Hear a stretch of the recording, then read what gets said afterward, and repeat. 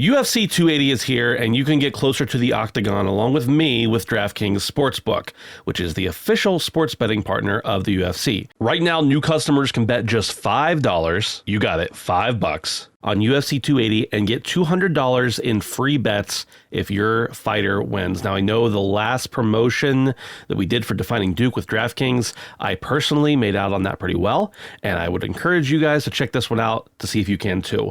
If you haven't tried out DraftKings Sportsbook, today is the day. Download the DraftKings Sportsbook app now and use promo code Defining Duke to throw down $5 on UFC 280 and get $200 in free bets if the fighter you pick wins. That's a 50-50 shot. That's code Defining Duke this Saturday, the 22nd of October at DraftKings Sportsbook, the official sports betting partner of the UFC.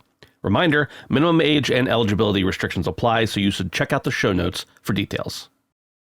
Defining Duke, an Xbox podcast, is brought to you by, well, you.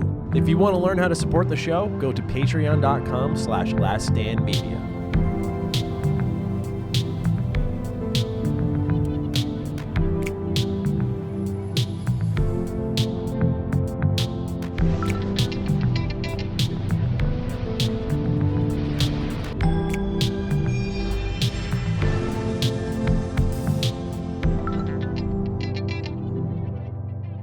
Salutations, everybody. It is Maddie here today, and welcome to episode 93 of Defining Duke, an Xbox podcast. As always, were you just mimicking there? Yes, I was. I like that. Using your bags. Yeah, I do my mimic. Yeah. As always, I'm joined by Mr. Mime himself, Lord Cognito. Gentlemen, how we doing? How we doing today? It's nice. Got a lot of stuff to talk about. I'm actually excited to talk news, man. We got good friend to the Dukes, Mr. Jez Corden himself. Very excited in all his glory. We are glad to be blessed. So I'm excited, man. We got stuff to talk about. Yeah, it's a blessed week. Dad of Xbox here. God Howard came down from heaven to speak with us a little bit. I mean, we got a lot, man. We got a lot. Jez, my friend, welcome to the show. You've chosen quite the week to hop on with Meta in the mix, with Keystone in the mix, with Todd Howard in the mix. There's a lot for us to get into. How are you? I'm doing pretty good. I'm catching up on the day's news because my sleep cycle's really messed up right now. So I woke up and then I saw all on Twitter about the CMA again with the Activision deal. Oh yeah, all this stuff with Meta, and it's all crazy at work because there was a Surface event and the RTX 4090 launch, and also it was Prime Day this week, which is we cover that too. So it's been a week, but I'm done now, and I got the next 2 days off, and I'm gonna do no work whatsoever. I'm kicking it off with the Dukes. Yes, sir. Let's go. Let's go. And you're kicking off your birthday, right? You're kicking off your birthday with the Dukes. It is my birthday in literally 10 minutes from yes. Let's go. There you go. Well, it looks like presents and birthday songs and all that stuff. It seems that Phil Spencer hid a gift for you on his shelf. So we'll take a look at it later. Anyway, ladies and gentlemen, welcome to Defining Duke, an Xbox podcast. Every week we go live on Thursdays on patreon.com/laststandmedia, where you can support us there. We also hit free feeds across the internet on Sundays. You can watch us on the Last Stand Media YouTube channel if you want the video version. We just posted episode 89 of Defining Duke Ultimate. Myself and Colin teamed up to talk about the state of the games media in response to what's happened with Fanbyte, G4 TV, and really dig deep into where things are trending in that department, because it's been quite fascinating to track. And I know we've both been outspoken on where we think things are heading. So that's available right now. The reception for the episode has been fantastic thus far, which was really nice to see. I was silly and wore my Mets pennant sweatshirt. This was before they were eliminated. So I am exposing myself. I'm showing my ass a bit on that one, but I digress. It's there for you to watch if you are a patron. You will enjoy it. Cog didn't make that episode, though, so we can't get the review from him, but I'm sure you'll let us know next week. Yeah, definitely will catch up. It's been just a crazy week for me, but I know you guys killed it. There's a lot going on in games media, and I'm glad the discussion is needed to be had, so I will definitely catch up. With that, let's not delay any further. We have a pretty packed week all about Xbox waiting for you. Let's begin with some racing games. Forza Horizon 5, its anniversary update is now available with a new festival playlist, new cars, a new Horizon story called Horizon Origins, 97 new Event Lab props, and new achievements, plus much more. So That's available for you right now, as well as Need for Speed Unbound gameplay. It was revealed to the public. It's coming out very soon, December 2nd on Xbox Series consoles, PS5, and PC. So, gents, while I'm happy to see Horizon 5 getting significant updates, what I saw of Need for Speed Unbound as a not racing guy looked amazing. I am very in on this game, and I didn't expect to be saying that. When I heard, the teases happen around the web, I thought, all right, cool, whatever. But what they've shown here looks really promising. I'm curious what you guys think of Need for Speed as well as the Horizon update. What you think, Jez? I'm not a racing guy, Mm-hmm. So I feel that. and I'm also old. Well, I know Matty being very young, you saw all the cool cartoony effects flying off, and that instantly sort of, got the sort of youthful pleasure centers of your brain going, oh, shiny sparkles. It's like Fortnite. I love that. So I can see what you enjoy. Okay, right? He threw you all the way in the box. I just looked at those cartoony sparkles and shit and thought, nah. Not for you. Not for me. And I think they realized that some people would be like, what the hell is that? And they were very quick to say, you can turn it off. Don't worry. You can turn it off. Almost like apologetically. Like if you've got a feature that you have to apologize for, I don't know if that's great. great game design. I don't know, but ignoring that stuff, I thought it looked pretty cool. Graphically very impressive. Frostbite engine, which often looks great in trailers, but not so great in practice sometimes. I don't know what it is about Frostbite. Frostbite's like Schrodinger's game engine. Looks great in trailers, doesn't look great in reality. I don't know, man. It's there's probably a physicist somewhere going like, that's a completely misappropriate use of the Schrodinger's analogy, but whatever. You kind of get what I'm getting at, right? But yeah, I ain't a racing guy. If it ain't got swords or guns or some kind of fighting in it, I'm just too basic to enjoy it. So I'm sure you love competition for Forza is a good thing, right? I would say. Yes, absolutely. How about yourself? Yeah, it looked good. Art style, I actually didn't mind it. I was like, a little nice take. It was interesting. They had to quickly announce, you can take this off. I thought that was interesting. Forza continuing to support. I remember we talked about more achievements. Yes, sir. It. Always give more achievements when you drop a substantial update or DLC. So I like that, man. So yeah, Forza doing his thing nonstop. The train keeps on going. So Indeed. Shout out to continued support on that game, unlike something else. Oh. All right. Striking Distance Studios. They're working on Callisto Protocol, and founder Glenn Schofield has said that the Callisto Protocol will take about 12 to 14 hours to complete. He also notes that the studio has added secondary paths to add replay value, but won't say how many there are or where they are. So I was pretty pleased to see this because we're starting to see a trend as of late. These more tight-knit games, not hundreds of hours.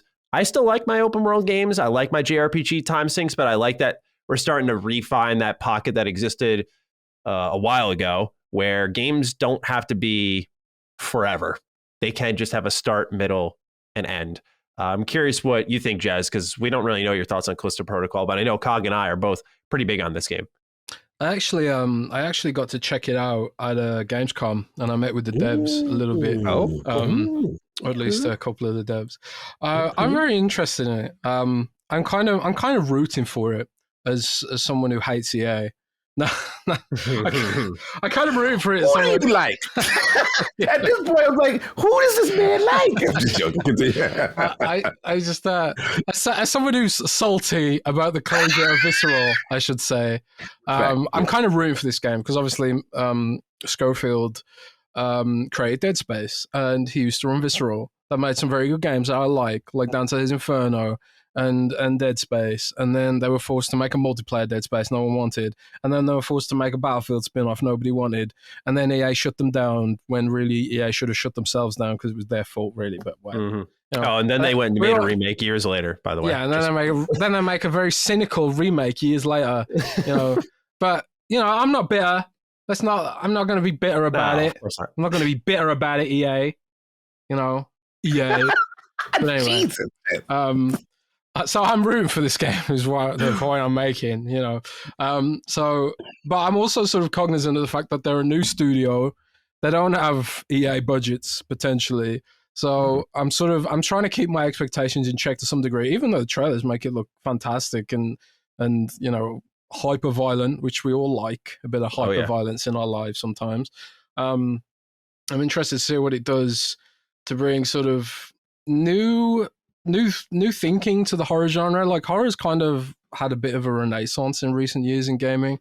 You know, I suppose part of it can be the excellent Resident Evil remakes can be thanked for that. I would argue, and the sort of soft reboot of Resident Evil with Resident Evil 7, Resident Evil Village was incredible.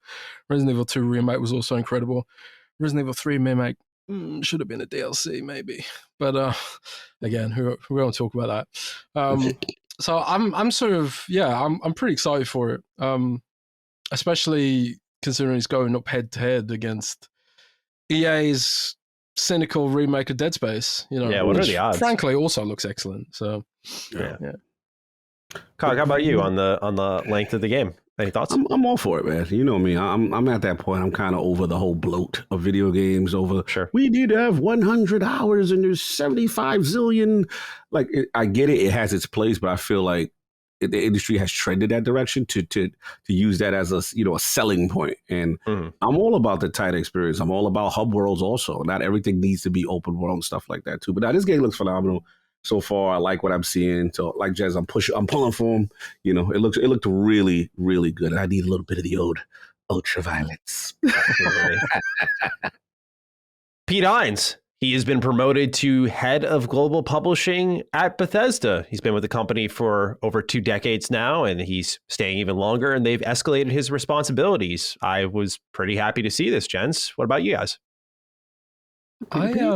Pete Hines is kind of like one of those sort of industry staple figures, isn't he? He's kind of like when you see him, you feel somehow reassured. You think, everything's going to be okay. Pete Hines is here. Todd Howard's here. It's all going to be okay. I always think about what Bethesda's going to be like without either of those two one day, right? Like 20 years down the line when probably both these guys have retired. Like, what will Bethesda be? You know, they haven't had a new rising face. It's just been Todd and Pete. Probably. They'll just make games till they die. Don't put that energy out there, man. I'm a nervous guy. I gotta put it out there, make sure everyone feels that pain, and then someone can reassure me in turn. I mean, who is Todd Howard's protege? I want a 95-year-old Todd Howard with cybernetic enhancements presenting, the Starfield 3. No, well, it'd probably be Fallout 5 at this point. Oh, damn. Yeah. Talking about Fallout 5 with these cybernetic enhancements and sort of like, I don't know, stem cells giving him eternal youth or something. That's what I want for the future of Bethesda. But nah, like, Protege, I don't know. I mean, I think, like, clearly these guys, like, do it for the love of it, right? So I can't see them retiring for a good long time yet. I could be wrong about that, If it was me, I would have taken Microsoft's money and be like, see you later. I would be straight onto that yacht, man. And I'd be jack straight into World of Warcraft and forget everything. But that clearly they ain't like that. They do it for the love of it, the passion of it, and so it's honestly really hard to imagine what the future of Bethesda will look like because I don't really know that many of the sort of not juniors, the wrong word to say really, but like some of the the senior guys below Pete Hines and Mr. Howard. I don't really know. The only thing that I typically go to, at least on the game design level, is they're starting to hire more modders, which is really good. Like they're starting to pull people from the community who love the style of Bethesda games. They're making the style of Bethesda games with their own tool sets, and now they're hiring them. So it should continue that style of design. But of course, Todd Howard's like a one-of-a-kind talent. So I didn't mean to totally misguide the conversation away from Pete getting a promotion here, but it was just something that was crossing my mind. Cog, anything you want to add with Pete Hines being promoted to head of global publishing at Bethesda? Not much as the cops go by. Hopefully not going for Pete. Yeah, hopefully he ain't doing nothing that he shouldn't be doing. But at the end of the day, look, I didn't know too much about this move, but it's, to see his advancement, like Jez said, he's a stable figure. I've always been a fan. I've always was also wondering during the old acquisition phase of ZeniMax where he would fall and then long-term play, could he ever be a potential candidate, right? Like as a face for Xbox even sometimes. So he's been around the industry for a long time, well-respected, and it's good to see him continue and, to do what he wants to do. So global publishing, let's go. Let's see what Absolutely. Sticking with Bethesda, it's time to talk about Deathloop, as they have confirmed that Deathloop and Dishonored are in the same universe. Nicholas Brillhart writes in, greetings, Jez and the Dukes. How's everyone feeling about COG's Game of the Year, Deathloop, being set within the Dishonored universe? Personally, I'm not a fan of the idea, but I still haven't bothered to hop into Deathloop, and Dishonored is a top 5 game of all time for me. Having a now established far future for the franchise locks off a lot of potential for exploration if they ever go back to Dishonored. It's one of your favorite franchises, 10-year anniversary, but all eyes are on the 25-year-old franchise instead kind of day. Obviously, in reference to Dishonored compared to Fallout. I thought this was pretty cool, but I was of the mindset that I wished Deathloop did a better job conveying this. What to me were direct hints, I guess, now to these two universes being connected just seems like small Easter eggs outside of, I won't spoil it, but one particular scene in the later part of the game where you saw something and went, that looks really familiar. Otherwise, though, I thought it didn't seem that connected. There are some artistic level things that you'll notice in the extended ending that tie the two together a little bit more, but it was always hinted until they've outright confirmed it. I wonder if this is a bit of a fallback plan just so that it lifts up a series even more.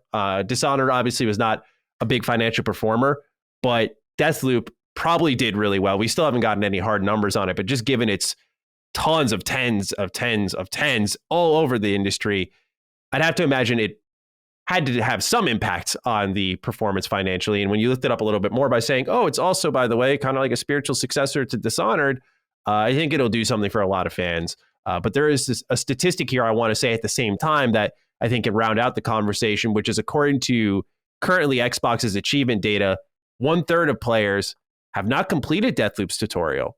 So some people are picking it up and dropping it. Admittedly, Deathloop does have a bit of a long-winded tutorial. And again, with it being available on Game Pass, by nature of that service, you're just going to have a lot of people picking things up, trying them out, and never touching them again. That's what the service is about, among many other things. But combining all of this together, I want to dish it to you, Jez, because COG certainly knows my thoughts. But what do you feel about the connection between Dishonored and Deathloop and potentially Xbox fans dropping the game? Well, I haven't finished Deathloop, and honestly, I haven't got that very far into it. Like, I played it a bit on PC, and it wasn't clicking for me. So I thought maybe I'll just come back on console, because I don't play that many shooters on PC these days. And my Unreal Tournament days are long behind me. But I thought I'd pick it up again on Xbox, but I came into the same problem where it's just like I couldn't get into it. Like, there's something about the way the game is structured that I can't really get into, like the whole sort of start again thing aspect of it. Like, even like when it forces you to do it in the story, like I just like, it's not like I was dying, because it's not exactly a hard game, but it's like just even in the story being thrown back to the start or whatever, it kind of just I don't know what it is. It's not like it irritated me. I just got rapidly bored of it. Like, it's really strange. And I think it's true for a lot of people, where like there's just something about it which is confusing. Like in a context that, like, you have to overcome what it's trying to do by sort of forcing yourself to sort of adapt to what the game's offering. And I think if you can adapt to it, it seems like a lot of people end up loving it. But I've said this before about Arcane, is that they tend to make unmarketable games. They tend to make games that are not easily explained in marketing materials, because it wasn't until I actually played Deathloop that I actually understood what it was. Because none of the marketing for the game made any sense to me. And It's similar in Prey. Like, a lot of people looked at Prey and thought, oh, it's kind of like Bioshock. But then it doesn't really play like a shooter. You have to sort of, use the environment to perform combat and stuff. And that really clicked with me. Like, I love Prey. It's one of my favorite games. And like the original Dishonored as well. I loved Dishonored when I played it originally as a younger man. But I never played Dishonored 2. It's just in the backlog, for forever. And I never played Death of the Outsider, which is supposedly pretty good as well. It's in the backlog forever. So so good.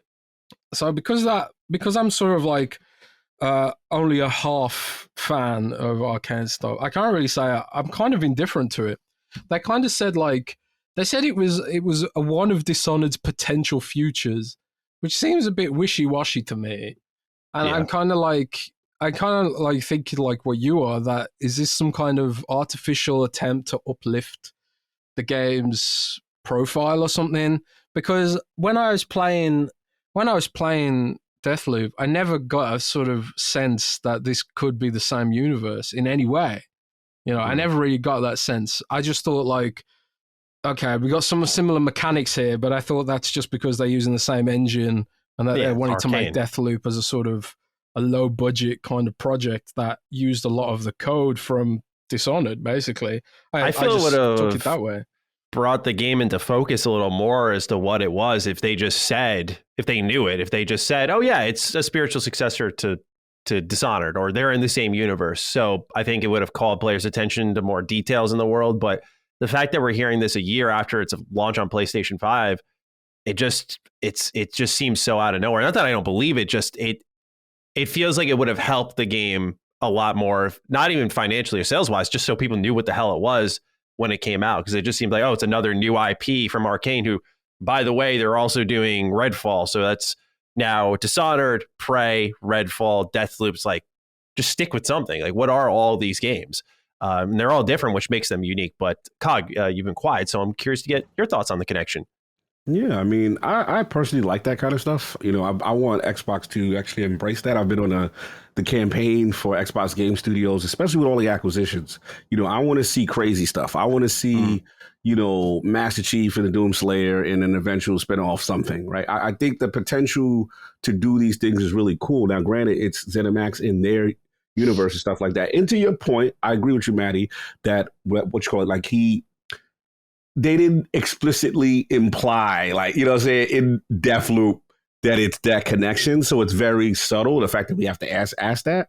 So it's a bit weird to me, what I'm saying, in the fact that they said it after the fact. But look, I'm hoping we do more of it. I think it's, to me, it's like comics. It's like the crossover, what I'm saying? I want to see the crossover, boy. So that's where I'm at with it, man. Hopefully we see more of it in the future. Absolutely. Next up, Phantom. I almost said Phantom Dust. Yeah, I wish that was coming back. Yeah, that was automatic. Phantom Abyss coming day one to Xbox Game Pass October 20th.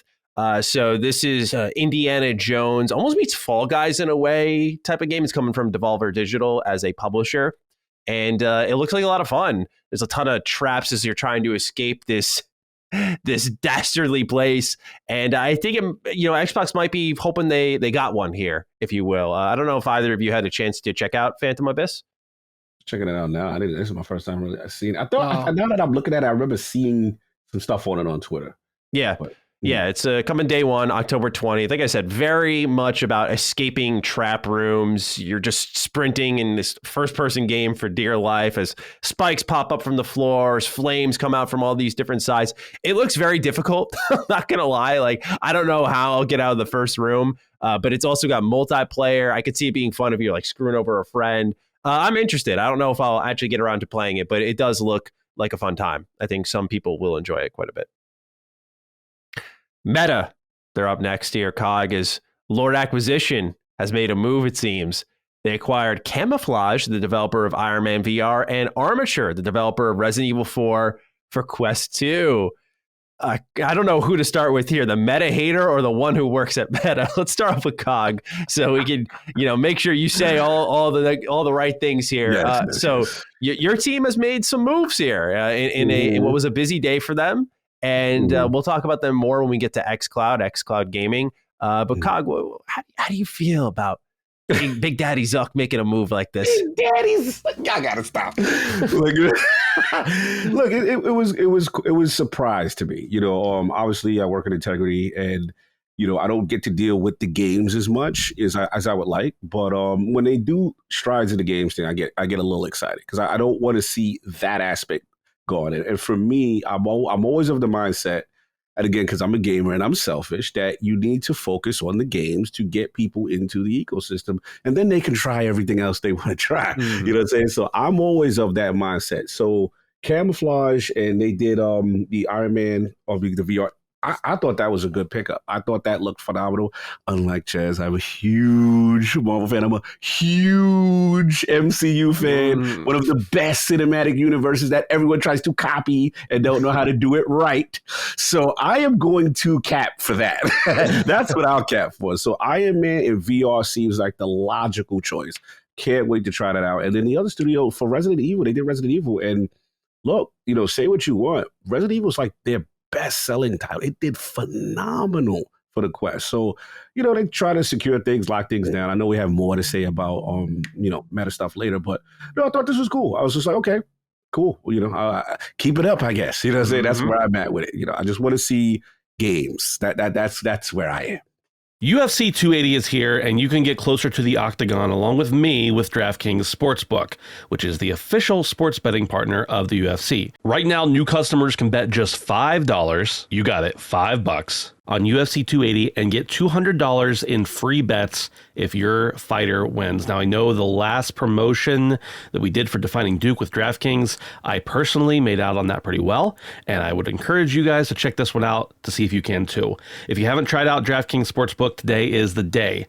If you want even more action, you can also double your winnings on same game parlay, as well as combine multiple bets like which fighter is going to win, how long the fight's going to last, all that kind of stuff. I don't know about you, but I'm really looking forward to Sterling versus Dillashaw on the main card, see a little USA versus USA action, but hey, maybe that's just me. If you want to boost your winnings, place a UFC 280 same game parlay today. That's for UFC 280 on October 22nd. Download the DraftKings Sportsbook app now and use promo code DefiningDuke to throw down $5 on UFC 280 and get $200 in free bets if the fighter you pick wins. That's a 50-50 shot. That's code DefiningDuke this Saturday, the 22nd of October at DraftKings Sportsbook, the official sports betting partner of the UFC.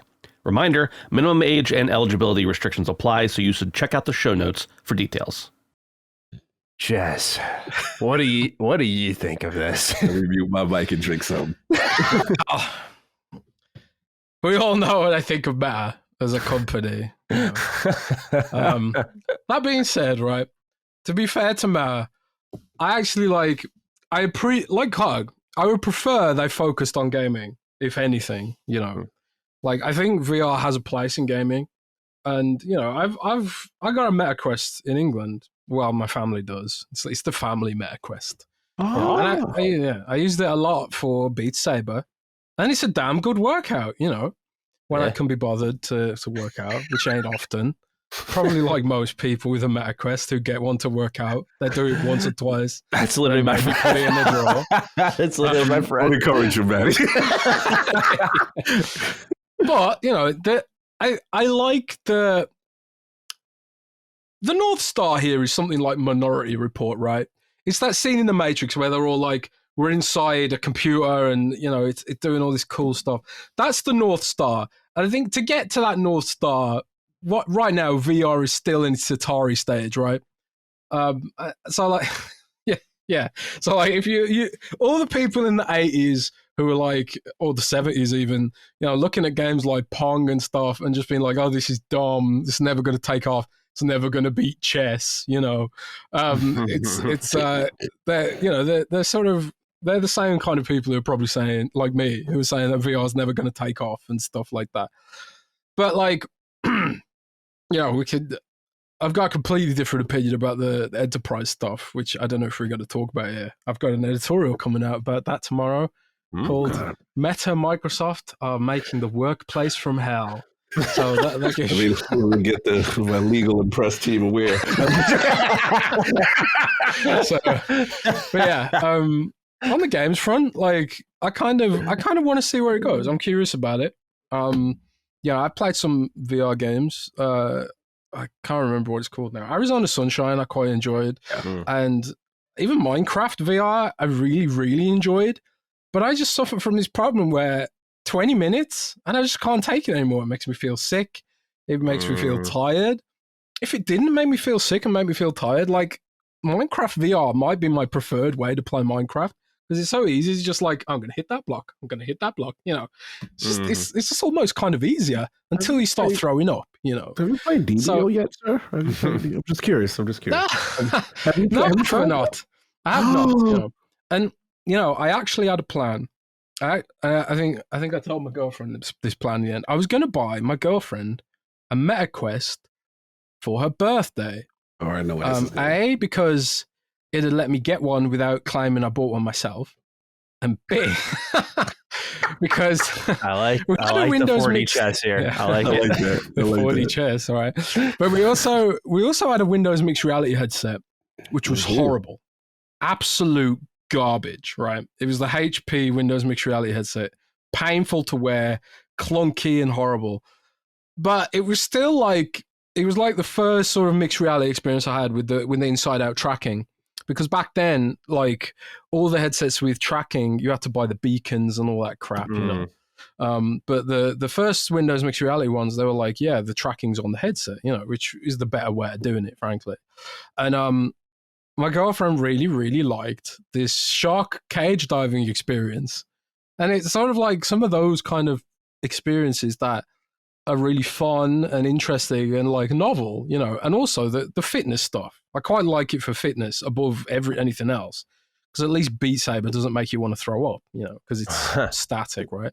So I did try and buy one, but unfortunately, they're banned in Germany. Oh. They are fully banned in Germany because of the privacy concerns. Oh, so German authorities don't trust Meta to have that kind of power over what you can see. I was going to make a spyware joke when you said you were going to buy it. I was like, nah, I'll hold off. And now you say that, I'm like, oh, that would have been well timed. I physically cannot buy one until Meta resolves its privacy concerns with the German authorities. So that's where I am with Meta right now.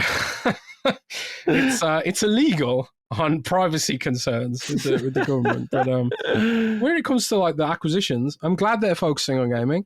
But I'm also kind of sad because Armature are our boys who made Recore. So any vaguest hope of getting a Recore sequel appears to be dashed now.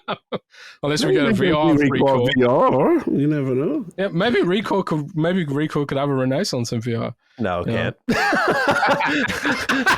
Let's move on from this subject. I'm a big Inafune guy. No, I can't. Oh, yeah, Inafune.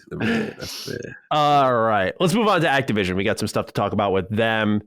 They are teasing a new Crash Bandicoot game that'll be revealed likely at the Game Awards on a pizza box being sent out to influencers. It reads, "Hungry for more? Try out our new Wumpa pizza for $12.08. The last rumor we had heard around the series revolved around Wumpa League, which is said to be multiplayer. And I believe we have the source of the leaky faucet right here, who first broke that story, because I was actually reading it and I could hear the interaction. Because Rand suggested it was a thing, and then Jez said, "Where did you hear that, Rand?" He's like, "I wasn't supposed to leak that." So, Jez, is there any insight, I want to start with you, that you'd like to offer on this new Crash Bandicoot game?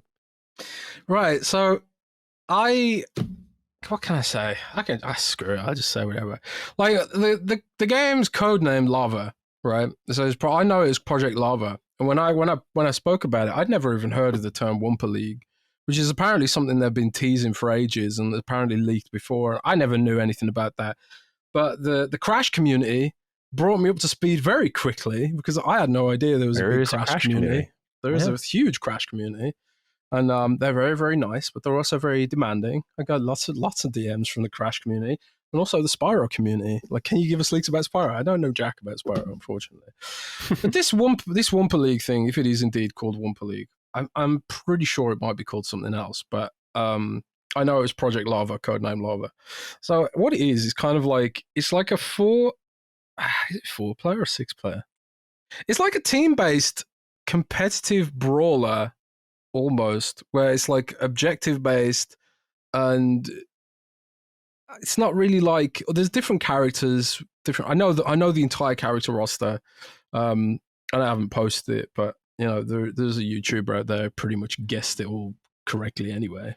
Canadian YouTuber who pretty much guessed it all correctly. The Crash community knows exactly who he is, I think.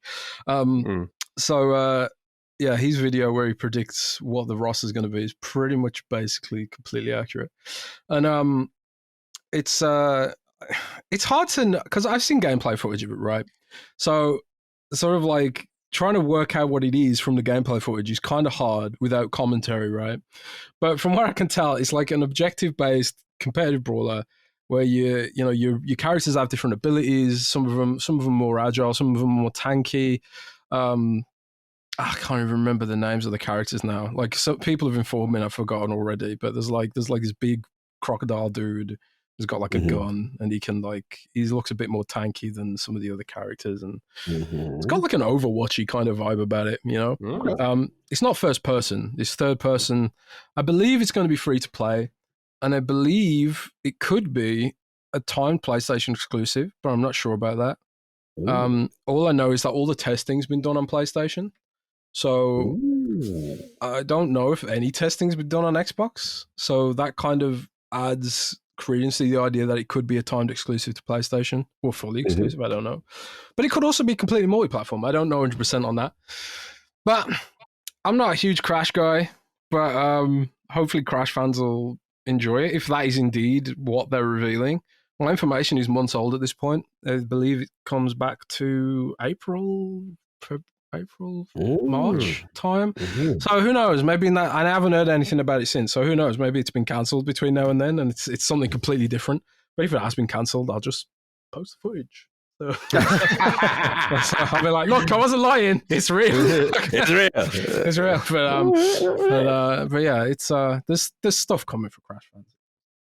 And it's kind of reassuring that the franchise isn't completely dead. Yeah. Yes, certainly there were concerns about that with the Call of Duty work cycle. Cog, anything you want to add on to the latest scoop from Dad of Xbox, Jez Corden? I ain't got much to add to that. That sounds, pretty exciting. I've always liked Crash. We had the creator of Crash and Naughty Dog founder Jason Rubin on ILP, and just to hear that whole journey of how it was created was just fascinating to me, as well as Mayumato's reaction when they went into the 3D space.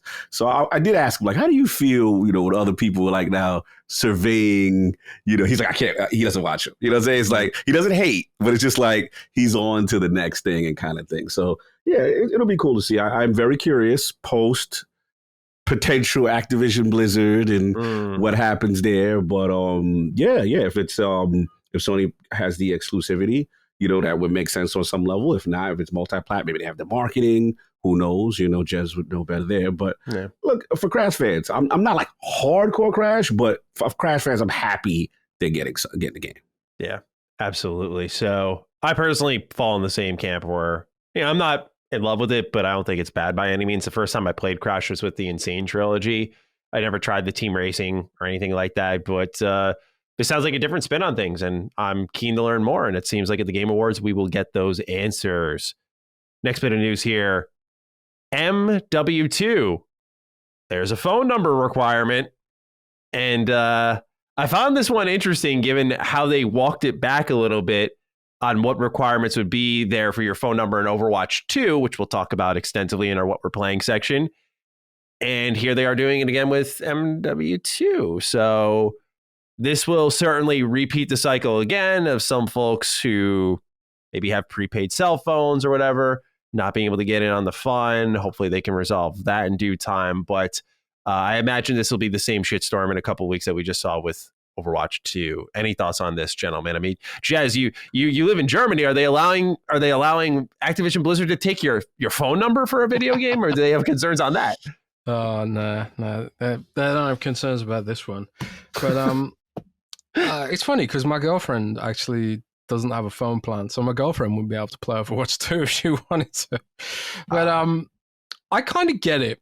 I kind of get it, because games like this, free-to-play games, one of the big problems they've got is, especially in competitive, and Overwatch is trying very, very hard to be a credible esport, whatever that means.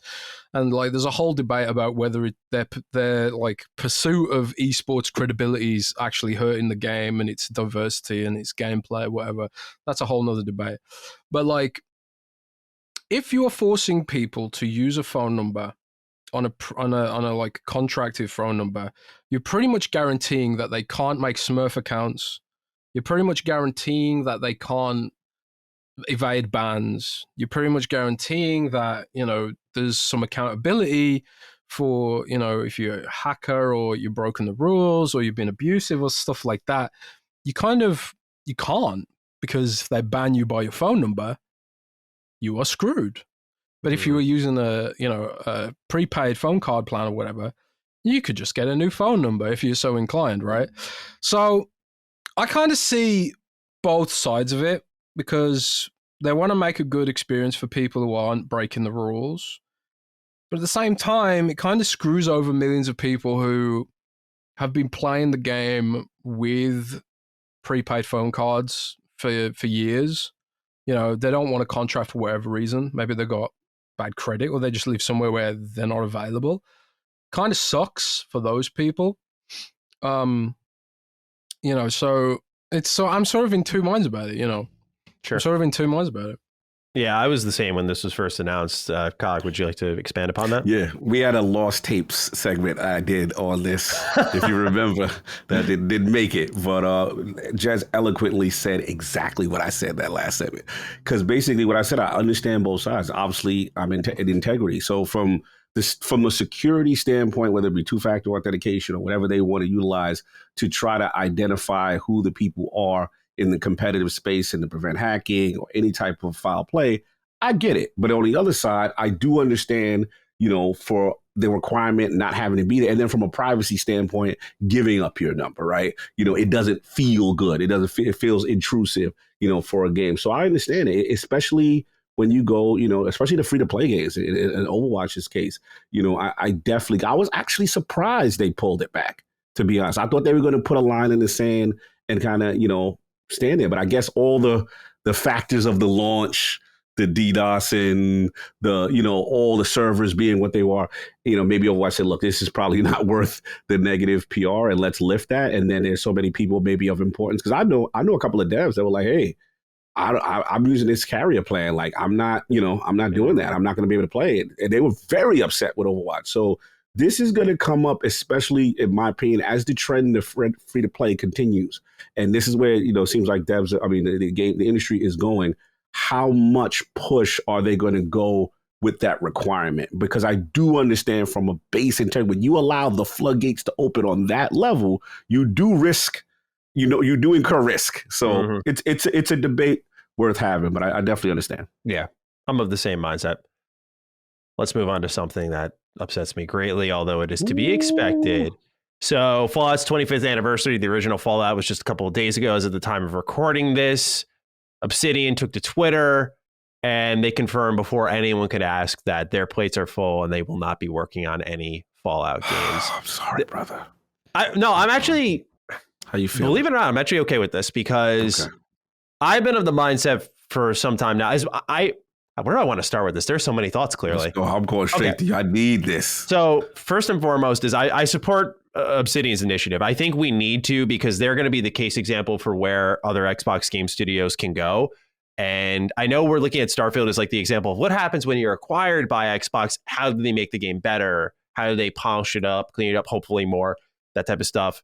But I look at Obsidian as when you're in the fold, how we can break up your team and let you do creative ventures while creating the big blockbuster hits. Like Grounded is one of the best games of the year, in my opinion. I love Grounded.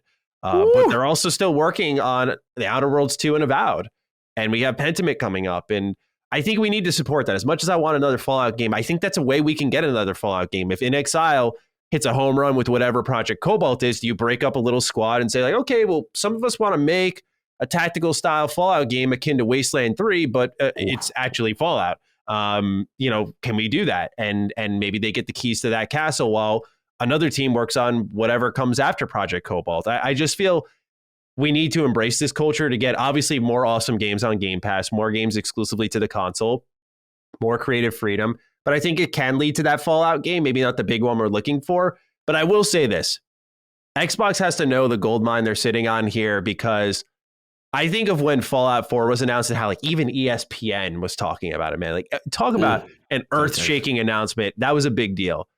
And I don't think Fallout as a franchise will see that type of earth-shaking. Like if they do another mainline Fallout game, it will be a big deal. But I don't think you'll see that earth-shaking moment again until either Obsidian comes back, which would be insane because it's just, oh my God, the improbable is actually happening.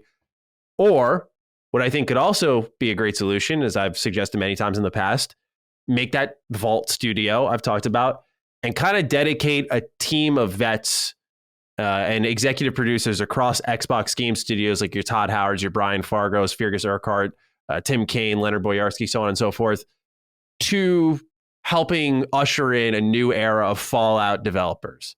Have this new Vault studio kind of fall beneath the Bethesda brand. Okay, don't make it an Xbox thing, although maybe they could overrule that. But Bethesda still says, like, it's ours. We make the final call on that. And I think that's fair because it's their IP now. I just think that I got to respect Xbox's willingness to not say, hey, put Outer Worlds on the shelf for a while. Do Fallout. Yeah, do Fallout. We're not going to Jim Ryan the situation. We're not going. No, I like that. Like I got to support that. But I feel it's only right, and they've delivered great games, so it's not like we're wasting time here. But at the end of the day, I do think, as I've said ad nauseum, so I'll spare the rest of the audience. They do need to figure something out. I think it's become increasingly apparent they do need to figure something out. What that will be is, who knows? A lot of their teams are pretty booked right now, and as Todd has said, Fallout 5 is a one-pager on a Google Doc somewhere, and that's about it. But that's all I have to say on what Obsidian shared. Any additional thoughts, either of you two? I'm curious what Jez thinks about this. That's all I care. I mean, I appreciate Obsidian's position. They want to build their own games, their own worlds, and stuff like that. And to some degree, like Fallout is their world. When you consider Fergus and the other people with the Fallout DNA that, frankly, work across all different studios, like even in Exile. Yes, there's a lot of Fallout DNA within Microsoft. So like there is this sort of fantasy as a Fallout fan, like, of having a super group team come together to make the ultimate Fallout game. I'd love to see an Exile do a remaster of Fallout 1 and 2, for example. Yeah. I'd love that. With an advanced Wasteland 3 engine, an Unreal Engine or whatever. And I'd love to see that, because clearly NXL's grown as a studio and getting a lot of pedigree under their belt to, build games with the Unreal Engine. And Fallout is this sort of magical franchise that should be a pillar for Xbox. It should be a pillar Xbox franchise. If we got Starfield, Elder Scrolls, and Fallout become an exclusive to Xbox, Fallout would be bigger than Halo. Like it'd be like Halo who? Master Chief what? Yeah. We got Fallout now. So I'm telling Rand. Tell Rand what you said. Rand loves to antagonize me anytime something's going wrong with Fallout. He's always like, see you in 2032, Matty. I'm like, he's right though. It is painful though, because Fallout is one of my favorite franchises too. It's horrible just knowing that. I'm really glad we're getting Starfield, and my God, we need a new Elder Scrolls. But it's like, where the hell is my Fallout? The problem is these massive games that exist in perpetuity. Like I saw the other week, Skyrim came back into the top 20 games sold for the month, like in America. It's just these games are just so crazy in sort of how much you can do and how much you can see, and then you've got mods which extend the game even further, because that's the sort of the creation mindset that these games have. But we need a new one, and I think I might write an editorial and start. Let's go next week. We'll start a movement. Let's start the movement. Like Xbox probably listens to Vault Studio. I like that name. Vault Studio. Just call it the Vault. Yeah. We'll start a movement, mate. Let's start a movement, man. Let's go. We'll start a movement. We'll get some other Fallout YouTubers and some other. I got the lines, man. You let me know. Yeah, we'll do it. Let's start a movement because I need my Fallout. Bro, man. I was dead serious. Like, I I know they would never do it, but I said in my video, I'm like, if you guys want the vision, I'll do it for free. I'll tell you how to do it. I'll tell you how to forge a roadmap for the next decade on this franchise, and you can just thank me. That's all. Like, just a thank you. I'll manage the Twitter account. Yeah. I don't need money. I just want the franchise, man. Free. Look, I guess my question to you, Jez, is I know we're going off this a little tangent, but I have to ask why you're here. Is that why do you think, not that they don't value it, but why are they doing my boy this way? Like, why are they like acting like this doesn't exist? And I understand timetables, I understand roadmaps, I understand things have, but you mean to tell me you're gonna go a whole generation without a Fallout game? Like, that to me, even the corporate greedy self should be something should kick off and be like, wait. You do realize what this would do for the platform, right? You're gonna go a whole generation like that. I'm trying to understand, like, why do you think what the mindset is to not include Fallout or have a team, or is it just Bethesda's baby and Bethesda is that Microsoft's like, hey, we can't tell you what to do with your child, so to speak? Do you think it's more that? Yeah, I think it's they've got to be talking about it, or at least thinking about it. But I think it's more like they've got so many, wrenches in the bucket, to use Rand's phrase. What does that mean? Ask Rand what it means. That's a new one. They've got so many wrenches in the bucket that they're sort of like, I think they're not like neglecting it on purpose. I just think like they're making these gargantuan games, and that's just taking up all their attention right now. Yeah. I would like they need another studio. That's what it is. I think it's just an unfortunate coalescence of events that has led to this situation. And I think like probably Fallout 76 is taking up a lot of the dev hours that potentially would be put on to Fallout 5, and maybe it just doesn't make financial sense because Fallout 76, whether you like it or not, is making money hand over fist. It's making a lot of money. I wouldn't be surprised if. No, it does. It's one of they just hired another team to work on. That's the reason. Yeah. I thought it was taken. My bad. I didn't know it was doing well. Yeah. Wow. Okay. Did you not know this? They literally said it's one of the most played, I don't follow. Yeah, it's one of the most played Xbox Game Pass games. Really? Yeah. And much to my dismay. They've got the store, and it's got a subscription attached to it as well. So you pay for and a battle pass, and a battle pass, and in-game stuff, and all this DLC and all this stuff. So it just makes a lot of money, and I wouldn't be surprised if it's become more profitable than Fallout 4 itself. I honestly would not be surprised about that. I mean, they did support 76 and Shelter as a celebration for the anniversary. None of the other mainline games. So I think they've literally said in the past that Fallout Shelter was the most profitable Fallout. I'm sure I've said that somewhere. I remember hearing that. Shelter. I made hundreds of millions. Next on the list here, Atlus. We already know Xbox is getting Persona very soon with Persona 5 Royal, but now it has been confirmed that the release of Persona 3 Portable and Persona 4 Golden for Xbox will be January 19th, 2023. So mark that one on your calendars. You guys excited for this? Big time. Yes, I am. I actually have an original copy of Persona 3 and Persona 4 on PS2 in pretty pristine condition at my house in England. Yes, sir. Wow. I had no idea how much those games are worth in today's money until I looked recently. They're worth quite a bit of money. So, yes, they are. I was like, oh boy, I'm rich. But I played Persona 3 and 4 when I was a kid on my PS2. But then my PS2 died. It got this weird bug where it wouldn't read any discs. I think it was quite a prevalent bug. And I just never got another one. So I kept the discs, but I just never had a PS2 to play them on. So like I never finished either of them. So I'm sort of really happy in a nostalgic way that I'm going to finally maybe potentially get to finish these bloody games. Nice. So, especially because you're getting 4 Golden. So that's the best version right there. Mm-hmm. Yeah. You're also getting 3 Portable though, which is it's the same story, but it's presented much differently. It's more like a visual novel style. So it'll be a little different from the 3 you played on PS2, but I love it because you get to choose between male or female protagonists. It's the only time in the series that you could do that. So it actually changes some of the social links up. Yeah, but it's got Tartarus. Tartarus, so bad.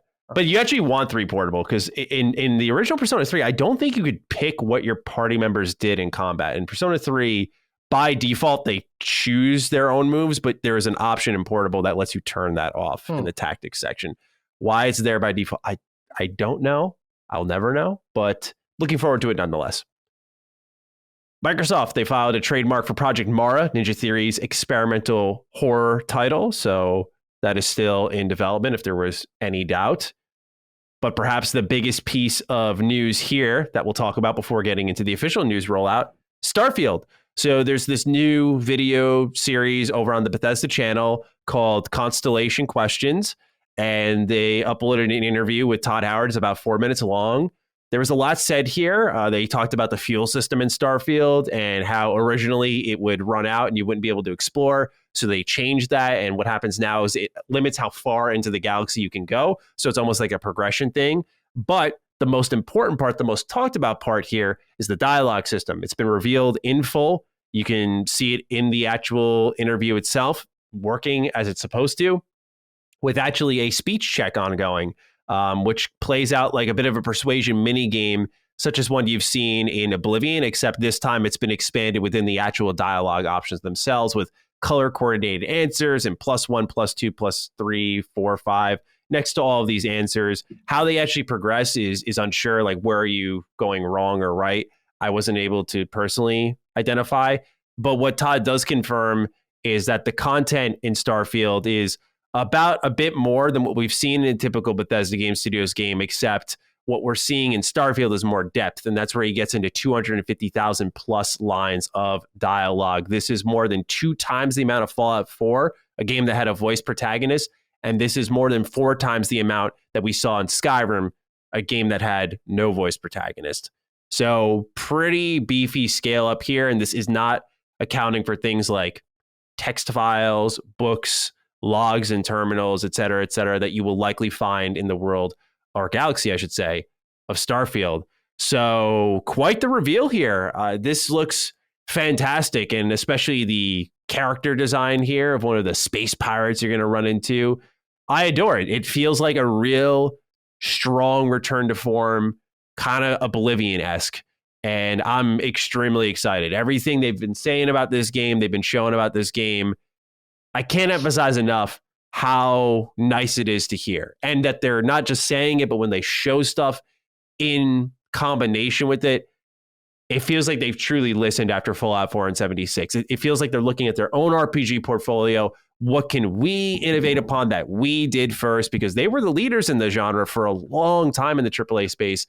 It feels like they're not looking outwards. What's trending? What's popping? You know, the loot-based gameplay of Fallout 4, the online-based gameplay of 76. They're doing what they think is right and following their own compass. And I think that is the best choice they can make because they are extremely talented. And this is showing that. It looks way, way more ambitious, again, than anything we've seen from Bethesda Game Studios since probably Skyrim over 10 years ago now. So I'm very, very keen on what I've seen here, although it's a brief snippet. Gentlemen, am I overreacting, or are you excited as well based off what you've seen? Jez, would you like to go first? I'm at that point with Starfield, and it's similarly to what I was at with Cyberpunk back in the year before it came out, where I'm just sort of like, I've seen enough now. I'm gonna not chase every scrap of information, and I'm just gonna wait and play it for me. I'm not gonna look at anything else. I'm not gonna chase up any marketing. I'm just gonna sort of go in as blind as possible and enjoy the game for me. I'm not gonna review it either. This is one for me. Oh, this is a game for me. I like the mindset. And, now, when I did that for Cyberpunk, it was probably a mistake because my idea of Cyberpunk was very different to what everyone else's was. I was expecting The Witcher 3 with guns, and that's what I got. A lot of people seem to be expecting Grand Theft Auto with robots. And you go back and look at some of the marketing, it kind of does seem like they were following some of Grand Theft Auto's marketing beats. And I can see why some people had that impression. Like, I saw criticism of Cyberpunk where it's like, oh, the cars have no AI. Like it was supposed to be a sandbox or something. But it was like, no, the cars are just meant to be in the background. You know, it's not, and people saying the wanted system doesn't work. And it's like, it's not really meant to have a wanted system, you know, you kind of think. So I sort of like, this time when I'm doing it, I'm going to not review the game and just play it for me, because when I did that for Cyberpunk and I was like, yeah, I love this. It's amazing. It's one of my favorite games ever. Everyone was mad about it. They're like, oh, it's not. Oh, do I hear that? Yeah. You and I relate. Yes, indeed. So I'm playing this one for me, nobody else, and I already presume it's going to be Game of the Year. So nothing's going to stop me on that. I got the tea. Yeah, it looks fantastic. It definitely has that energy. Like, this is going to be the industry stopper. Whether it's good or bad, I'm still open to being wrong, but I think it looks very promising. But it definitely looks like the stop this, play this game now.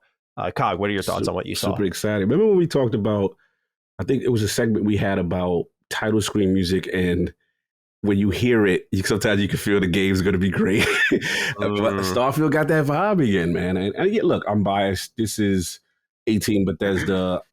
I'm a huge fan. Like, these are pure RPG mechanics, skill check systems, speech dialogue. They speak my language. These are the games that I do like to spend thousands and hundreds of hours in. These are the types. These are the ones.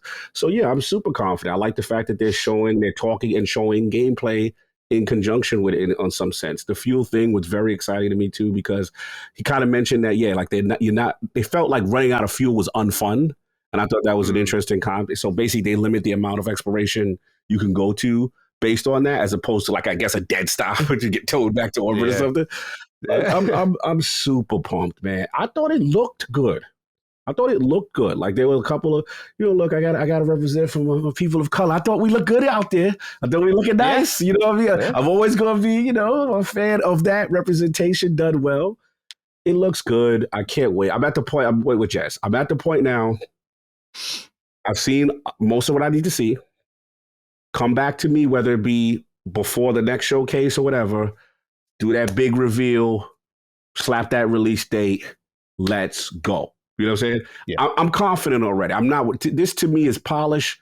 Bugs. The key is going to be, when's your release window? Are you coming before summer? Because I got bets with Mr. Matty Plays. I got my fantasy, my Xbox fantasy games. I'm just not aware, this Xbox thing, and he's got some key dates for this game, and I need to know if it's going to fall in the fall. How do we got Jez? I got to ask. Jez, do you think Starfield falls to the end of the year, like Maddie says? Or do you feel it starts in that top half after a Redfall? What do you think? I'm in Cat Matty on this. I think they're going to push it back to the end of the year, because that game needs to launch perfect. Yes. That game needs to kick off the end of the narrative that Microsoft cannot deliver AAA banger exclusives. There can't be any aspect of that game that is unpolished or unready or buggy or irritating, or there's something wrong with it. That game has to launch as close to perfect as possible, especially in a world where people expect Bethesda to launch janky games. Like Fallout 76 was, the launch date of 76 was shocking. It was absolutely shocking. And I'm someone who generally apologizes for Fallout 76, because I put 200 hours into that game, when it launched, and I quite enjoyed it. I streamed it on Mixer. Remember that? I remember that. That was like layers of doomed products there. Fallout 76 was my thing, It was like a Doom sandwich. But I had a lot of fun playing it, and even like the storytelling, the environmental storytelling. I was reading all the notes, and I was like, oh my God, I see what they've done it. Like, there's this one quest in 76 where there's just no dialogue in it at all. I know they've added NPCs now, but there was something hauntingly, like, very Fallout about the fact there was no other humans there. It was just really, there was a different vibe about it. So I'm like someone who apologizes for Fallout 76. And that being said, it's hard to ignore the fact that it put a massive blemish on Bethesda's image. You know, they were chasing trends. They launched without any sort of cognizance for the fact that they're already notorious for making buggy games, and they took that to the next level with 76. They bolted multiplayer onto an engine that wasn't designed for multiplayer, and they've been trying to, you know, patch it ever since, like a Fallout weapon, for God's sake, you know, fixing bolts onto it and, you know, duct taping it together. You know, it wasn't designed for that shit. So, you know, I think Starfield has a lot riding on it. It needs to put a full stop on narratives for Xbox as a brand, show that their acquisition was the right one to shareholders. You're right. And also Bethesda and Todd Howard just sitting back and saying, we are the masters of this crap. We created Skyrim. You know that talk. Yeah, we are the masters of this craft, and this is the evidence. You know, because I reviewed Fallout 4, and I think I gave it 7 out of 10. You know, I was one of the harsher critics of Fallout 4 because it pulled. Not me. Yeah. Infamously so. It pulled back so hard on the RPG stuff. And I was so disappointed. Like from the very start of the game, I was like, there's that dude with the hat. I can't remember his name. The dude with the hat who gives you all those side quests. Another settlement. Oh, Preston Garvey. Yeah. I wanted to kill him right at the start of the game. I was like, I want his coat and I want his hat. Now, in other Fallout games, you could have killed that guy and took his coat and took his hat, and it wouldn't let me do it. Not only would they not let me do it, he was persistently reminding me that I couldn't kill him with some of the most annoying dialogue and mini quests in the game. So it was kind of like, this, for me, flies in the face of what I expect from a Skyrim or a Fallout or, you know, or an Oblivion, you know. So I was irritated from the get-go, and I hated the voice protagonist. I will die on that hill forever. The voice protagonist should not be a thing in these kind of games, ever, under any circumstance. Yeah. I don't care what anyone says. You know, I want to hear my voice reading those lines because it's an RPG. I'm role-playing that I'm a spaceman or a wasteland survivor. I don't want random voice actor dude being me, you know, with his horrible American accent. No Taylor, great chick. Look, come on now. Man, you don't like the voice protagonist, no? No. I'm just defending your boy. Okay, cool. You agree with Jez. Continue. Yeah, no, I absolutely do. Yeah. But my characters are British, man, not American. You know, and it throws me with this horrible American nasally accent that you guys have. Oh my God. I like when you and Rand do the accents. Y'all kill me. I love it. I love it. But Rand tries, at least. Oh boy, he tries. It's not good. But yeah, I think I'm with Matty. Right, this is a very long-winded way of saying I'm with Matty, and I think they're gonna really take their time to nail it, and it could be delayed to the end of the year because it has to be as close to flawless as possible. For those reasons, I accept. Oh, was it acceptable when I said it, huh? When you said it, because I'm trying to win a bet. We have points on this, you know what I'm saying? But you know, Jez talking in the voice of reason, making sense. So.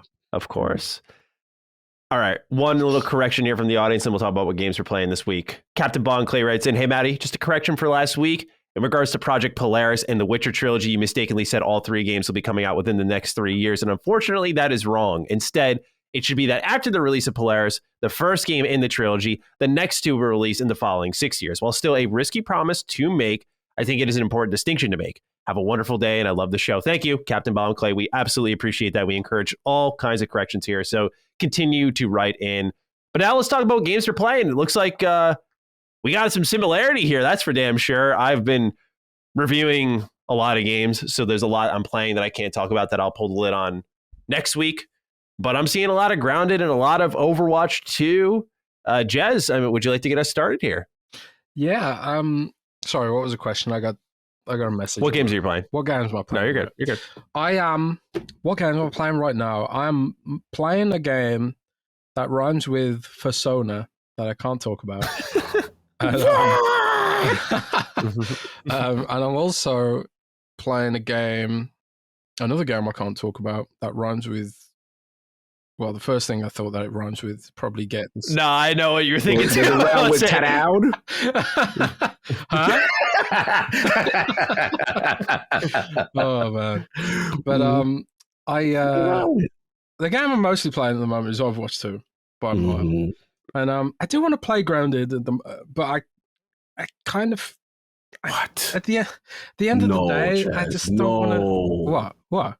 You're killing me, right? I gotta hear this. You're like Mr. Survival. This is breaking my heart. Let me What's finish. going on? Okay, I love Grounded. Okay. But at the same time, work's been so busy lately that I kind of don't want to struggle. And Grounded is not easy. At least in the beginning phase, it is like I've got nothing.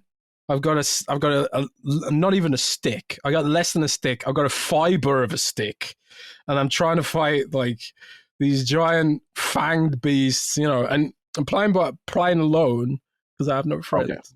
Okay. It's a struggle. So after work, I don't want to struggle against giant spiders and stuff right now. Right now, I just want to play Overwatch and chill, playing Sigma or something, throwing up a shield, smashing everyone to bits because Sigma's a little bit overpowered at the moment, I think probably.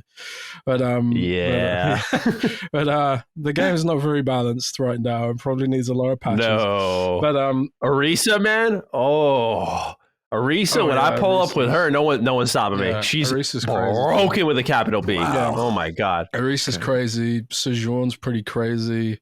Moira's pretty crazy. I play a lot of Moira as well, like killing everyone and healing everyone at the same time. So there's a lot of issues with Overwatch 2 right now, but it's still the only shooter that I enjoy anymore. Even and I often say this about Blizzard games, even at their worst, they're still somehow better than the stuff other people are putting out. Diablo Immortal is a horrible, evil game, but it's still better than any other mobile game I've played. Overwatch is in a state right now, but it's still more fun than any other shooter that I can play right now.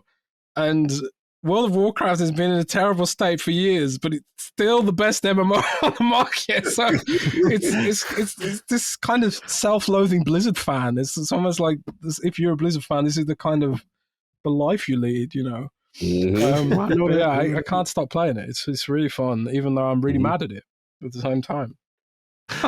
yeah. As a sequel, I said in my review, I found it to be a bit of a failure, which if you hear that at first, you go, what?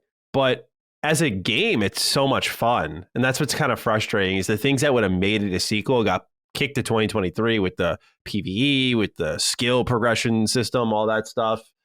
They've kind of changed the wording. They, going from it's a campaign to more of a PvE wave-based mode, reusing some of the maps. And I have some subsided concerns on that, but I mean, I'm the same way. I have the Overwatch bug, but it feels wrong. You know what I'm saying? That, I don't know how else to put it other than it feels wrong. I shouldn't be in here having a good time because everything about this game with the 2 next to it does not indicate to me a sequel. It feels like a software update, a relaunch. And I think they could have posted a number of different ways, but as a sequel, I just am displeased. But as a fan who's just been looking for a reason to get back into it, it's fun again. I like it. I think they should have called it Overwatch 2.0 because it follows the software update theme that you mentioned. It also sounds kind of sci-fi, so it fits with the universe a little bit. And it also then it doesn't claim to be a sequel because it's sort of this is the issue that Destiny has, I think. When Destiny announced its sequel, it wasn't a sequel. It's all the same enemies, it's all the same weapons, it's all the same abilities. Is then Destiny 2 is a sequel? The only reason Destiny 2 exists is because Bobby Kotick wanted something with a 2 on it he could put at retail. That is true. And that's basically the only reason Overwatch 2 exists, because Bobby Kotick wanted a something that he could stick at retail, because that's how Activision does business. They know that the number 2 sells, And you can take the number 2 in a number of different euphemisms, if you want. but that's the mentality. It's the like we wanna have our cake and eat it. We want to have a free-to-play game with a battle pass, with $20 skins, but we also want something we can package up and put on a shelf at retail. And the model works, And even though you got YouTubers and stuff talking about Overwatch 2 being a failure, and I've seen some people claim nobody's playing it, I know how much concurrent players are playing this game from sources at Blizzard. And I have good sources at Blizzard. I have good sources of Activision Blizzard because of Project Lava. I also leaked Hearthstone's Death Knight expansion a little while ago. I know that Overwatch is crushing. I can't give you an exact number, but believe me when I say it's crushing everything right now. It's crushing Fortnite. That doesn't surprise me because I can actually find a match now. And I'm not saying that in disrespect to Overwatch 1, just the matchmaking in Overwatch 1 was terrible. In this game, there are moments where we push 3 minutes, but I can pretty regularly find a match. So that makes a lot of sense. Well, that's because it's trying to make a team with roles, right? If you go into arcade and you go open queue, you don't have to wait. It's like instant because it doesn't have to try and find a DPS or a healer. But then you get everyone trying to play damage. Exactly. No one. The queues are long because no one wants to play healer. It's like that in World of Warcraft. I love the support role, man. I don't get it. Yeah, I don't get it either. Crazy, I quite. Some people do. Like I really like playing Moira, partially because she's overpowered right now. But and I like playing the support role because you can really screw people over. You see a Reaper coming up on someone and start shooting them in the back, thinking, "Yeah, I'm going to kill this dude," and then you're just like, "I'm going to heal that guy and ruin your day." It's very it's a trolly class, which kind of fits with my mindset of life, really.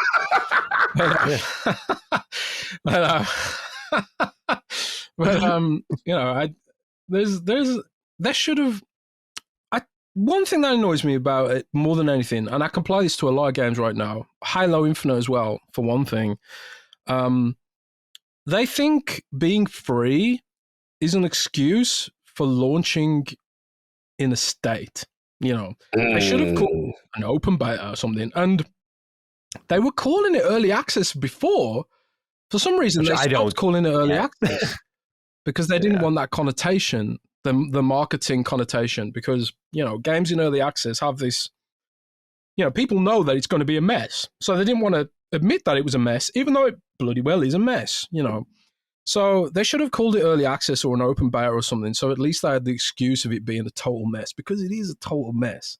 If you go into the training area and look at some of the hitboxes on stuff, it's all screwed up, and some of the cosmetics are just messy and unfinished. Textures are missing. Models aren't aligned properly. Like Sigma's weapons charms, they added weapons charms to the game, and Sigma just shoves it into his hand. They couldn't come up with something better.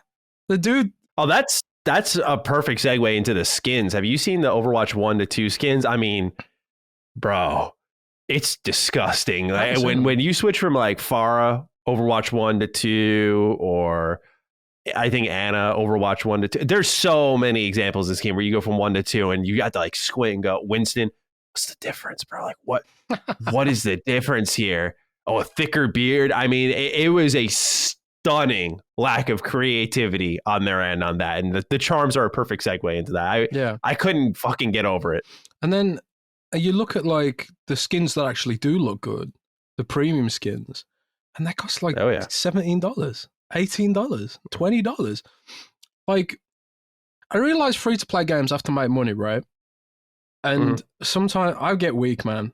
I'm one of these people who just get weak, and I see a skin I want, and I'm just like, oh man, should I buy this skin? I didn't get you. That's how it happens. You don't even see them really in game, unless you use an emote or you get play the game or something. But you see them right at the end of the match. But I see the skins and I think, man, that's really cool. And so I get why they do it. People, it's kind of I kind of think of it like football stickers or Pokemon cards or something. It's just sometimes it's just fun to collect things. And in our dystopic world that we live in, having a little bit of fun, a joy every now and then an okay That's thing. how you justify it, huh? Yeah. But it's also... Yeah, That's how you justify it. I justify their existence, but the price is just astronomical, man. It's like, what the hell? I feel like they'd make more money if they just made them a bit cheaper, you know? Like, if you're making them so expensive that it doesn't feel good to buy them. Like, if they were $5, it'd be a no-brainer. And that's what Monster Hunter World actually has cosmetics. There's no in-game shop, though. If you want the cosmetics from Monster Hunter World, you have to find them buried in the Microsoft store, which is really weird. And their cosmetics are cheap as hell. And I bought all of them because I was like, even though I never even used them, I think I used a hairstyle or something. But it was like, this game has given me so much free content that I want to support Capcom and be like, do more of this, you know? Yeah.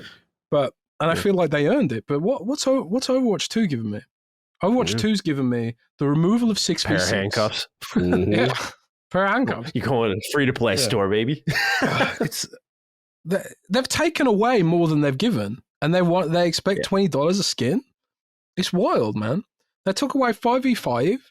They've killed some of my favorite classes. Like, you can't play Wrecking Ball anymore. He's a terrible main tank. He was never designed to be a main tank. He's absolutely awful at being a main tank. Every game I played with Wrecking Ball tank has been a loss for the team who has a Wrecking Ball, unless the other team also has a Wrecking Ball. You know, he's not designed for that kind of tanking role. And they didn't catch it in beta for some reason, so I can't play my favorite hero anymore. I literally have a Lego of this guy. I love Oh, really? Let me see. I have a Lego of this dude. I literally have a Lego of Wrecking Ball, and I can't. And this Lego is sick, by the way. Look, he even like shit. It transforms into the ball mode and everything. It's like it's the coolest damn Lego ever. Look at that. That's what's up. He's got a little. You see his little cheeky little face up there. Yeah. And you're telling me my Lego isn't viable in any sort of game now? They should make him a DPS or something. Because he's terrible as a tank. It's like what they did with Symmetra. Symmetra was support at first, right? But then she was rinsing everybody in the early days of Overwatch, and they made her an attack champ now. Yeah. But they'll fix this stuff over time. But then we get into the discussion again. It's like it's Halo Infinite all over again. Mm-hmm. Thinking like they'll fix it over time. When are they going to fix it? How long do we have to wait? Yeah. You know, why can't any of these companies, billion-dollar companies, sort of nail this shit, man? So yeah. No, I miss Kaplan. Daddy Kaplan. I got much to add. I mean, you guys kind of nailed it with Overwatch. You haven't played it. Look, I didn't really play Overwatch 1 a lot. You know, Overwatch 2 after they've been doing it feels good. The gameplay feels good. You know, it didn't feel good that I couldn't play Genji as soon as I booted the game.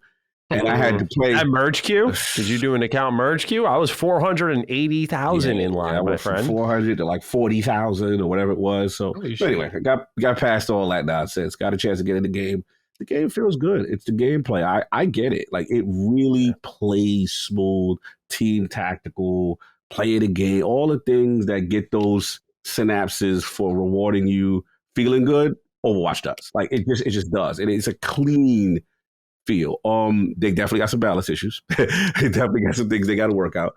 But yeah, I was doing my little Genji. I was happy. Once I unlocked him, I was very happy. Essence of Ninja, doing my deflect, shuriken from deep, you know, my little dragon suit. Shuriken from deep. Well, I just sit there and I get on top, do the double jump, get on top of high structures, start picking people off. I only do one-on-one fights. And when I see something I don't like and there's too many over there, I run behind the tank, go get them. That ninja must stay in the shadows. I only pick on fights I know I could win or I'm out.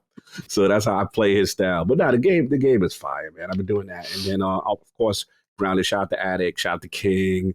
You know what I mean? We're doing the co-op. We continue. Oh, they came through? Yeah, they came through. We did it. Nice. King for the first time. We have a hilarious clip right up on IOP if you check it out. And I had them do a mission that was terrorizing me in single player with this kind of like ant hole and these soldier ants in there that I could not beat because not only did you need a torch to see, because I have like a shield that I made and a weapon that's strong. So I could go in there and beat them. But the problem is by yourself and then, you know, the one-handed. So I was like, yo, could y'all help me? I need y'all to come through. There we go. And they came through. So we beat the 2 people. I'm so happy. We got good rewards, good things.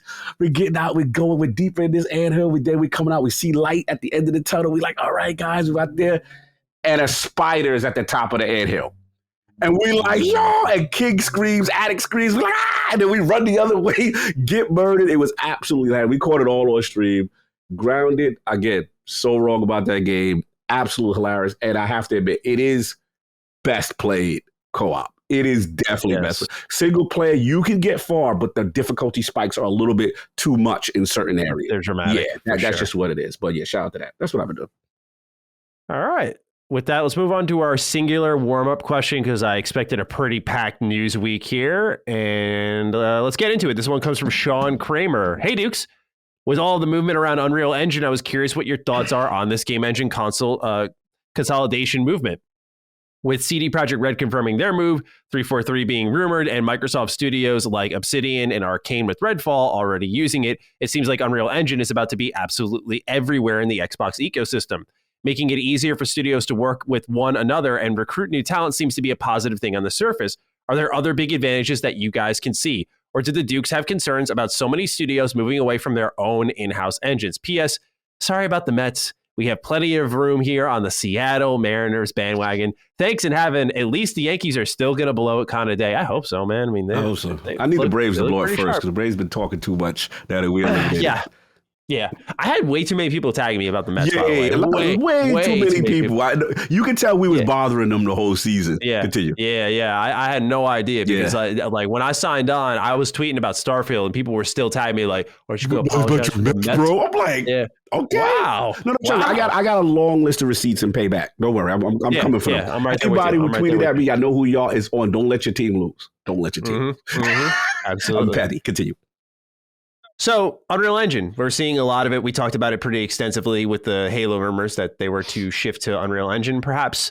And I'm curious what you guys think of this because, of course, we've talked about Halo extensively, but more so, I think the perfect term here is from Sean, the game engine consolidation movement. It may be a consolidation some are for because of the shared resources, the familiarity of engine, and Epic seemingly being pretty aggressive in offering support. Like in the case of CD Projekt Red, we know when it comes to the next Witcher game, they're working alongside Epic on that. And that's great because if you have any questions on how the engine works, you just go straight to Epic. Whereas when you work on your own proprietary engine, you got to rely on what you've built here. Sometimes, lead techs will leave the studio, like in the case of the Slipspace or Slipstream, man. Slipspace, right?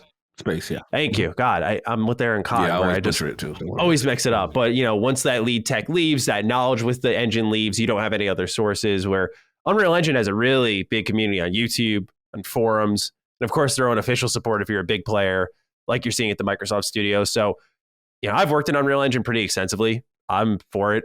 I like it a lot. I think it's very intuitive. It's very beginner friendly. They have some weird snags. Like, for example, in Unity, you could just hook up your controller and it'll work fine. But in Unreal Engine, like you have to program that in. It's very odd, but a lot of people just refer to it as Unreal Engine being weird. So I'm for it, though. I'm a little biased, I will say. But I'm curious what you guys think about this transition across the industry.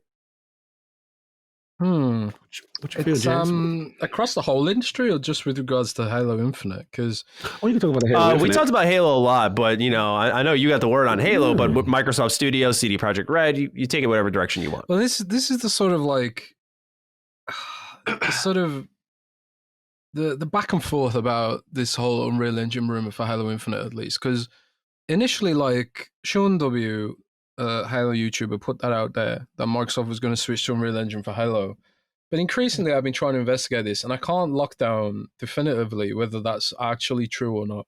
I believe Sean W has good sources, but part of me wonders now if that's just an internal rumor that some internal devs are hoping to become true, and they're kind of willing it into existence by putting it out there. I don't know for sure if they're actually going to do it in practice, because there are practical hurdles with regards to Halo Infinite. And as far as I know, Tatanka's still being developed on Slipspace, and he's still getting Slipspace builds. So I don't know if that means just part of Halo Infinite is going to be built on Unreal Engine, like they're going to use use because I know Master Chief Collection uses Unreal Engine for the UI. Are they going to use Unreal Engine to sort of hand off the game between different clients? You know what I mean? Because maybe, Tatanka will be a different client to Halo Infinite or whatever, and someone's got their wires crossed. I don't know. But with regards to the wider industry, it's sort of, I'm in two minds about it, because Unreal Engine is obviously widely regarded as probably the best for AAA development, and it's sort of advancing more rapidly than some of the competing engine solutions out there. But at the same time, do I really want Tencent controlling half of all video game engines in the world? Probably not.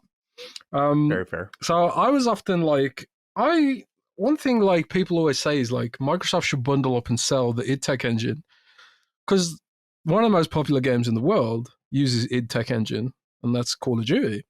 And they have heavily adapted id Tech engine, obviously, but it's still at its core, it is still the id Tech engine. And obviously, id Software make that. And the head of GameStack used to be at id Software, head of Azu GameStack, or what, PlayFab or whatever it's called. I can't even remember. But there's a lot of history and DNA between Microsoft and id Software engine and stuff like that. And one thing Microsoft's developer toolkit lacks right now is an engine that they can actually use. They basically say, bring your own engine and plug Azure into it. But what if they also provided the engine? It'd be good, and it'd bring some competition to Unreal. So I kind of want to see more competition, because we could end up in a situation where games start feeling homogenous if they're all built on the same engine. As an extreme sort of concern or whatever. You want to have as much diversity with your tool set as possible, I would have thought. But at the same time, it's like Unreal's bringing the goods where others ain't, And Unity seems to be shit in the bed lately, making loads of unpopular decisions, which has alienated its developers. So a lot of people are looking to Unreal as an alternative to Unity because of what Unity's been doing. Meanwhile, there's pretty much not really that many other players in the space at that level. So, it's interesting. There's Game Maker, but that's extremely limiting as well. Yeah. Cog, I'm curious as to your thoughts, man. Yeah, it's a big subject. Obviously, we'll be hearing the rumors of what's going on. I've heard some things in reference to that I mentioned on prior Duke in reference to Halo specifically, and that I did hear, Unreal is a go. The question becomes, to what extent and when, and does that mean, Tatanka, does that mean a transitionary period where the endless, quote unquote, is that new thing? But I have heard those things. So, my mindset is for Halo specifically, if the Slipspace engine, and I'll reiterate, if it is truly a problem internally and it truly takes them too much time to create content, or it's just too many technical hurdles from a development standpoint, then yes, they should move away from it. Internally, if they've done the metrics and the analytics and say that they can shift, and that's the decision internally, hey, I'm all for it. Yes, I am biased Unreal Engine. I do feel it's a good looking engine. I feel graphically it really showcases games well. I do understand Jez's point though, as far as like engine diversity. You know what I'm saying? I don't have anything necessarily bad to say against Unity. I just feel like the games I tend to like graphically tend to be Unreal Engine games, kind of. As far as overall, yeah, it does seem that way from Xbox Studios, and Jez could correct me if I'm wrong. Ninja Theory, I believe, right? Undead Labs, I believe. Yeah. Yes. There's a few that Project Cobalt is going Unreal, and this is what I'll say. My thing is this. I want what's best for the studio, right? If the studio can produce at a cadence that they're capable of, and it's not technically bogging them down, and that's their choice, by all means. And then one thing we have heard is obviously contractor situations and familiarity there, bringing people in if that makes it easier. I'm all about, where I struggle is when the game can't meet its deliverables, right? And for whatever reason. And sometimes you have to make that assessment for that North Star, right? Where it's like, hey, why aren't we getting there to what we need to do? So I am very curious about this, where this thing goes with 343 and Halo specifically. And as far as the industry, seems Xbox is going that way, but I am curious also, you know, will Unreal get to that point for this gen where it's like the dominant engine and, you know, we're not seeing anybody but the indies using, you know, Unity and stuff like that? It's a good question. I also think it depends on splits. A lot of teams make their own engines because you cut out the split you have to give to Epic by default when you publish your game. So some companies we've seen, like CD Projekt Red with the Red engine, which seems to be a very flexible engine. When you look at Cyberpunk and you look at The Witcher 3, I think it's hard to tell that these both came from the same exact engine. But I, again, am to lead into your thoughts a little bit here, Cog, I'm of the same mindset that I would rather see CD Projekt Red just swallow the revenue split, get the game technically right, where you don't have a launch like Cyberpunk again, and nail it that way, and probably overcome your difference just by raw sales, because we're talking about the biggest players in the industry. Like, they have the stage, they have the attention, they just need the right product, and to really, it's obviously not that simple, but the right product, putting it out there, pushing it, et cetera, et cetera. And I feel like you can overcome the split that you'd be giving Epic if it's marketed properly and if it's something people actually want. So it's a case-by-case basis, as always. You know, we saw the Decima engine go over to Kojima, right? Yeah. For a very specific project in Death Stranding. So it's all about addressing needs at the end of the day. And it's a toolkit, right? It's what tools do we need to achieve the vision we have? So if people think Unreal is flexible enough where they can achieve things, we've seen Octopath Traveler with that's HD 2D style all the way up to just high fidelity first person shooters on the engine. I mean, it goes a number of ways. So I'm for it, but I'm always open to more competition in the space. All right, let's get into the news officially. Number one, it looks like the rumored Xbox Keystone has been teased. While celebrating the 25th anniversary of the Fallout franchise, Phil Spencer posted a picture of his now famous shelf, to which the most talked about thing was anything other than Fallout. In the picture, you could spot an unfamiliar device resting at the top. Xbox themselves have openly acknowledged this device by tweeting a response to Phil's post, quote, "Now, what did we tell you about putting old prototypes on your shelf, boss?" End quote. This isn't the first time we've heard anything about a streaming device, and Microsoft has been pretty open about it dating back to May of 2022. In a statement to Windows Central Gaming, a Microsoft spokesperson had the following to say when inquired by Dad of Xbox, Jez Corden, on its existence. Quote, "Our vision for Xbox Cloud Gaming is unwavering. Our goal is to enable people to play the games they want on the devices they want, anywhere they want. As announced last year, we've been working on a gaming stream device codenamed Keystone that could be connected to any TV or monitor without the need for a console. As part of any technical journey, we are constantly evaluating our efforts, reviewing our learnings, and ensuring we are bringing value to our customers. We have made the decision to pivot away from the current iteration of the Keystone device. We will take our learnings and refocus our efforts on a new approach that will allow us to deliver Xbox Cloud Gaming to more players around the world." VRG writes in, "Hey, Dukes and Jez, can you guys speculate on the device that was recently found on Phil's shelf that appears to be Project Keystone?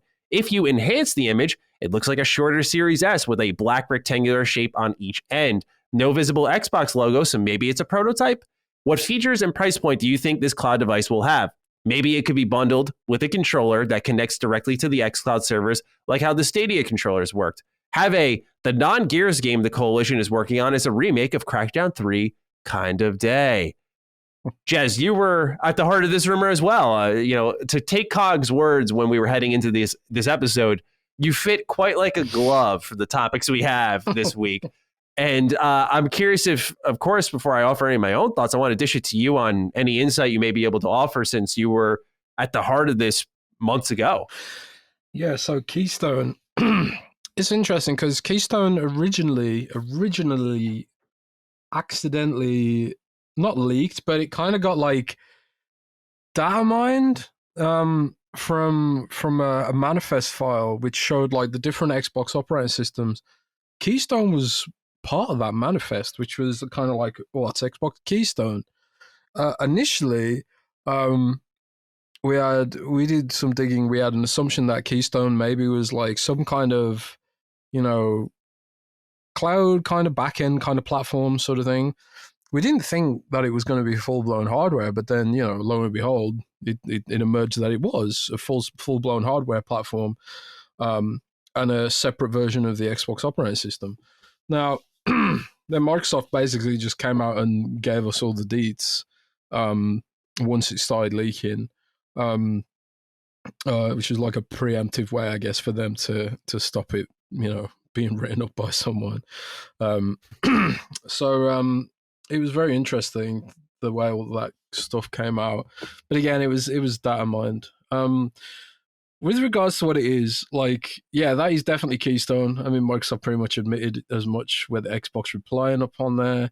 Phil really loves, Phil really wants to be transparent. I get the impression that Phil wants to have a transparent operation, but then there's lots of marketing people at Microsoft being like, no, don't do that. So I get this feeling that Phil really wants to just be really frank and honest and open about everything they're doing, but and this is kind of his way of doing it sometimes. But that is Keystone. I heard that it was described to me as the top inch of an Xbox Series X cut sliced off, and then white. It's not. People were calling it a streaming stick, thinking it was going to be like an Amazon Prime TV or whatever they're called, the Fire Stick, Fire TV. I can't remember what it's called, but it is more like a console. It's because it has to have Ethernet port, has to have all this kind of stuff. It has to have some weight to it so you can plug loads of cables in. So it is a console. You can call it a streaming console. And from what I understand, the reason they decided to take it back to the drawing board was because they decided it wasn't going to work if it didn't have some more of the console features. It was basically just a hardware wrapper for the Xbox TV app. So they decided this needs YouTube, it needs some TV apps. Otherwise, it can't really be anything more than a Game Pass thing. So I think also clips and some of the system level features that we kind of take for granted.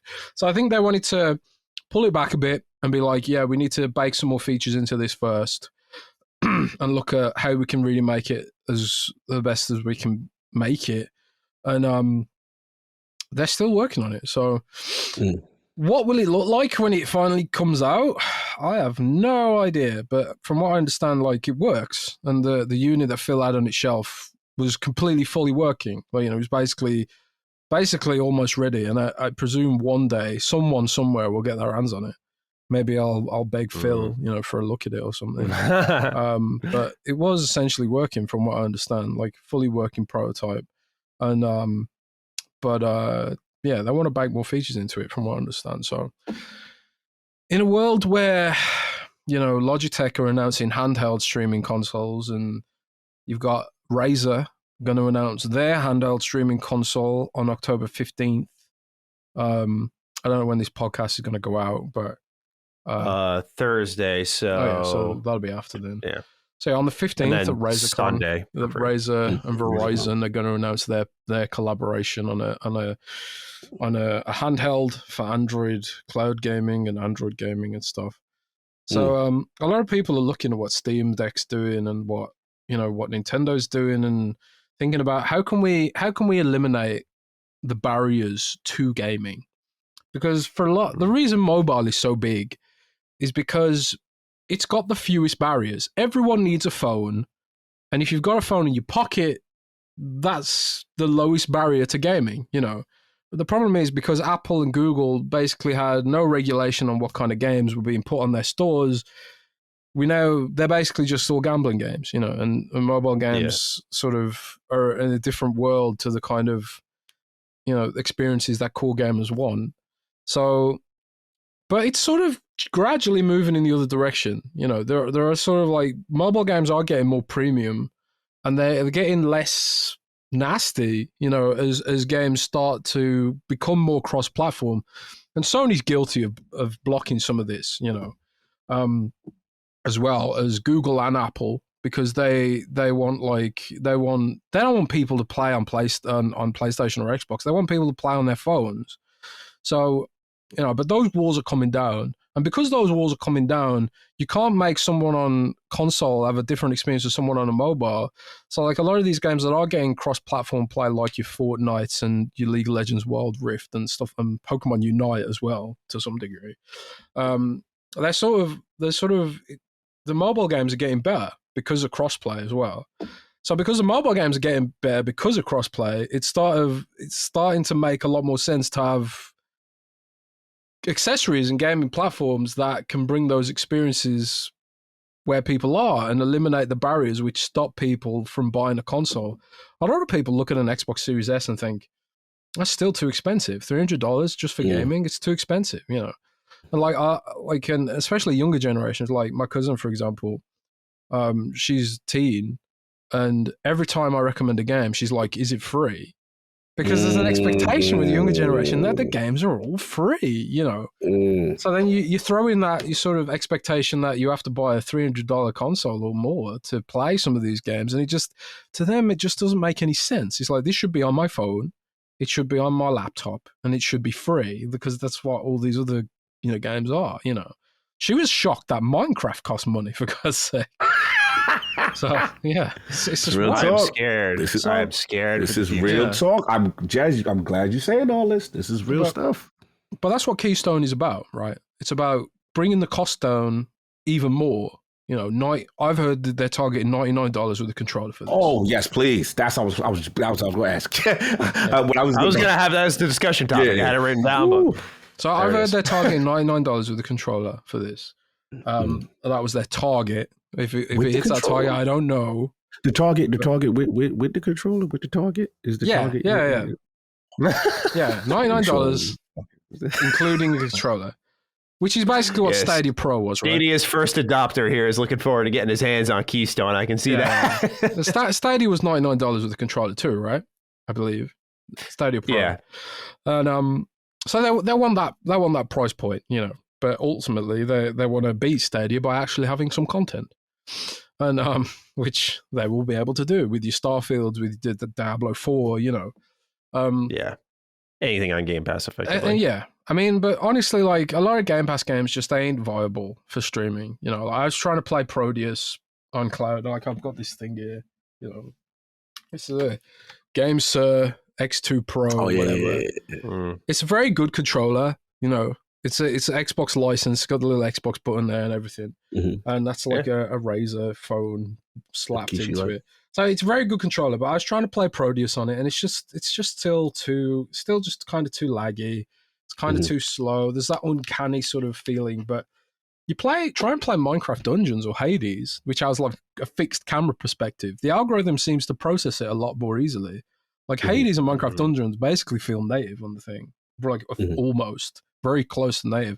So you throw Diablo 4 on there, that's going to blow up XCloud. Diablo 4 on XCloud and Game Pass is absolutely it's going to blow it up. Everyone, it's going to seriously blow it up. So they've got to want to have as much of this hardware infrastructure in place when they do start getting the games which make sense on cloud. Games like Call of Duty probably don't make sense on cloud. Overwatch doesn't make sense on cloud. But Diablo makes sense on cloud. If Starfield has like some kind of auto-targeting system like VATS or something, that maybe makes sense on cloud. Or smart guns like Cyberpunk where just auto targets for you. Yeah. Like I could play like Cyberpunk as a netrunner or something easily with cloud, because that's how I reviewed Cyberpunk as a netrunner. Because you just hide in a corner and kill people via the CCTV cameras. It's hilarious. Yeah. But a lot of games, there'll be games that are just designed for cloud, and I suppose it's all about eliminating barriers. Having a $99 box is the absolute right move to make. It's the next step. And but Jez, Twitter says that it's not viable, and who is this for? And Twitter says that this is a mistake, and what are they doing? Who is this for? That's what they say. There's two different kinds of people ultimately in the world.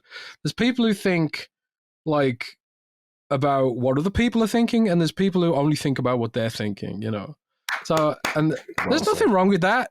It's if you read Dawkins' Selfish Gene, there's an evolutionary reason for this kind of mentality. Like even in animals, you get animals who like try and collaborate, and animals who try and cheat the system, you know.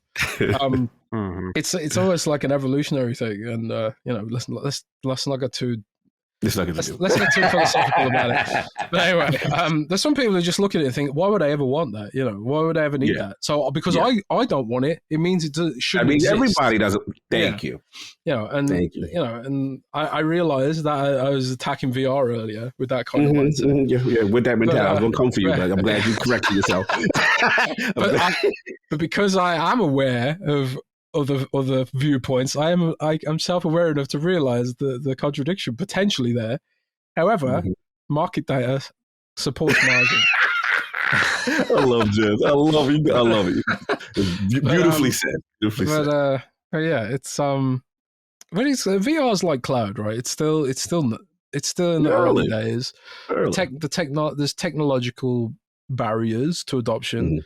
And, you know, there's gameplay barriers to adoption. You know, VR makes people sick. Cloud games, you can't aim properly in shooters. But, like, Meta hopes that it can throw billions of dollars at the problem and someone somehow will come and solve it all. Whereas I suppose Microsoft's doing the same thing right now. And this is why... just about to say. I'm being nice. It's why we don't have Fallout 5. I mean, it's why we don't have a functional game DVR. It's because Microsoft's throwing all the money to solve the cloud problem. Like, how do we circumvent the laws of physics and make this cloud game feel as native as possible? And they're using all kinds of things and all kinds of tricks. AI, camera processing, and predictive algorithms which sort of predict where you're going to move the thumbstick and stuff. They're doing all kinds of things to try and work this shit out, because ultimately it comes back to our original point of you've got to eliminate those barriers. Yes. You know, and you know, that's the only way any of this is going to work, is if it's to really get the masses and go beyond the console, which is what they ultimately all trying to do right now, is figure out how can we get the mobile audience to play real games. Yes.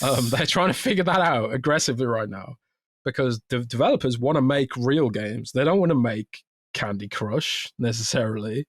They want to own the company that makes Candy Crush, maybe, but they don't go to university thinking, I'm going to be the best Candy Crush developer in the whole world. You know, they get into games development because they want to make art. You know.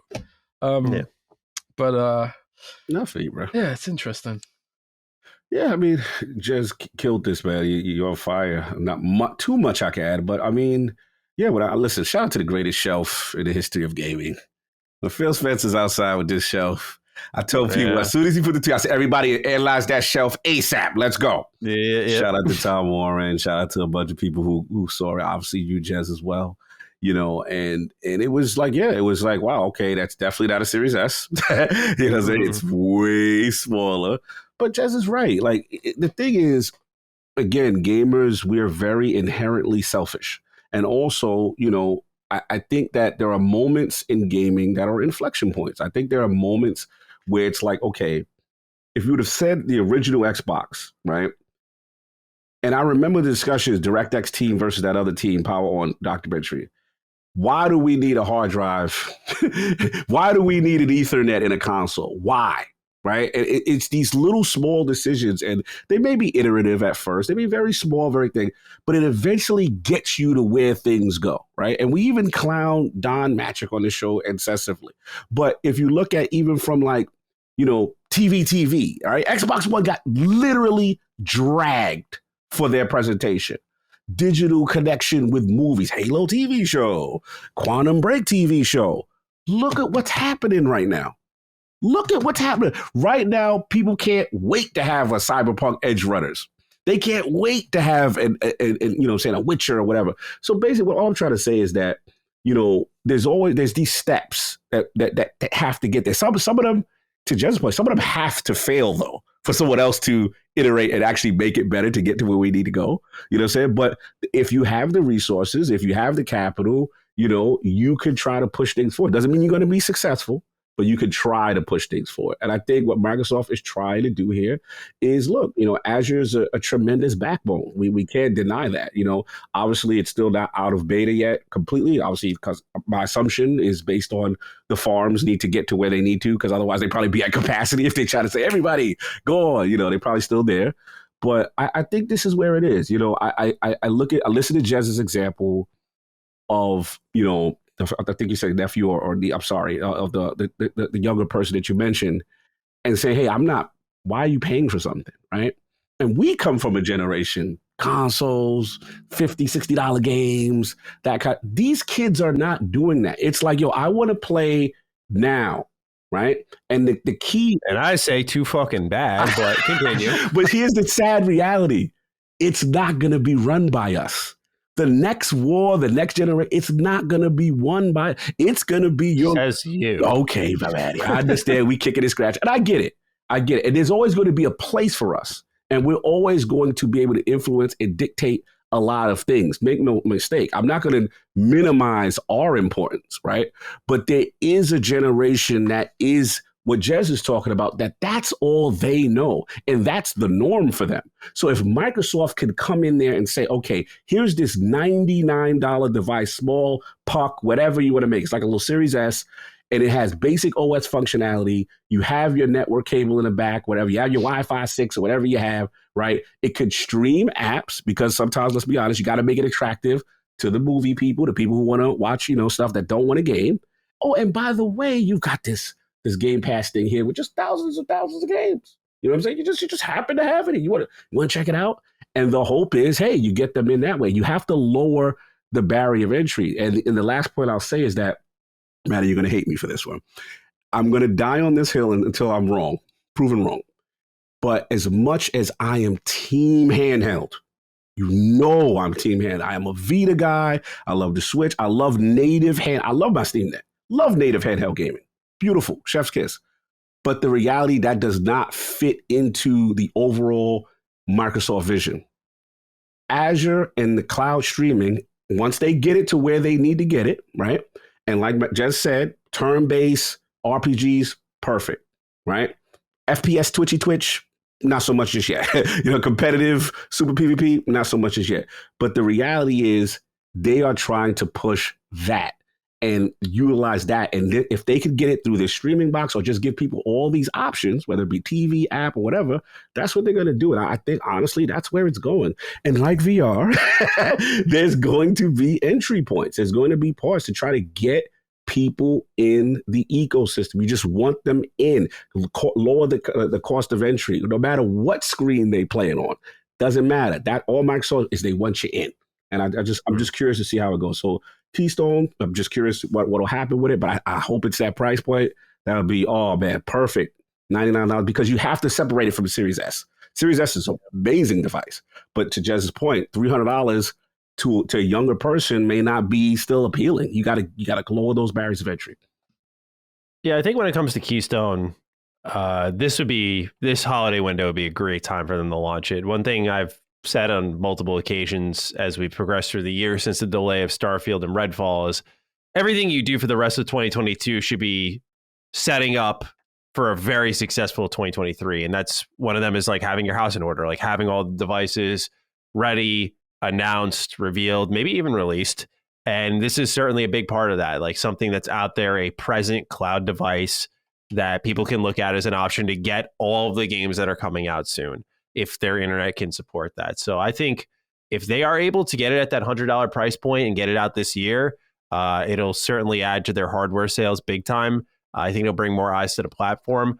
On the note of the handhelds, obviously I've been a big proponent as well of like the Xbox handheld, but if they're going to do just a cloud-only handheld, I almost ask, with Keystone and XCloud Gaming being everywhere right now, minus some of the major platform holders, why it would ever need to exist. I think if they can't do it natively, it doesn't need to exist. I think Logitech has that ground covered with the cloud gaming device. They have Xbox Cloud Gaming on there by launch, which is really cool.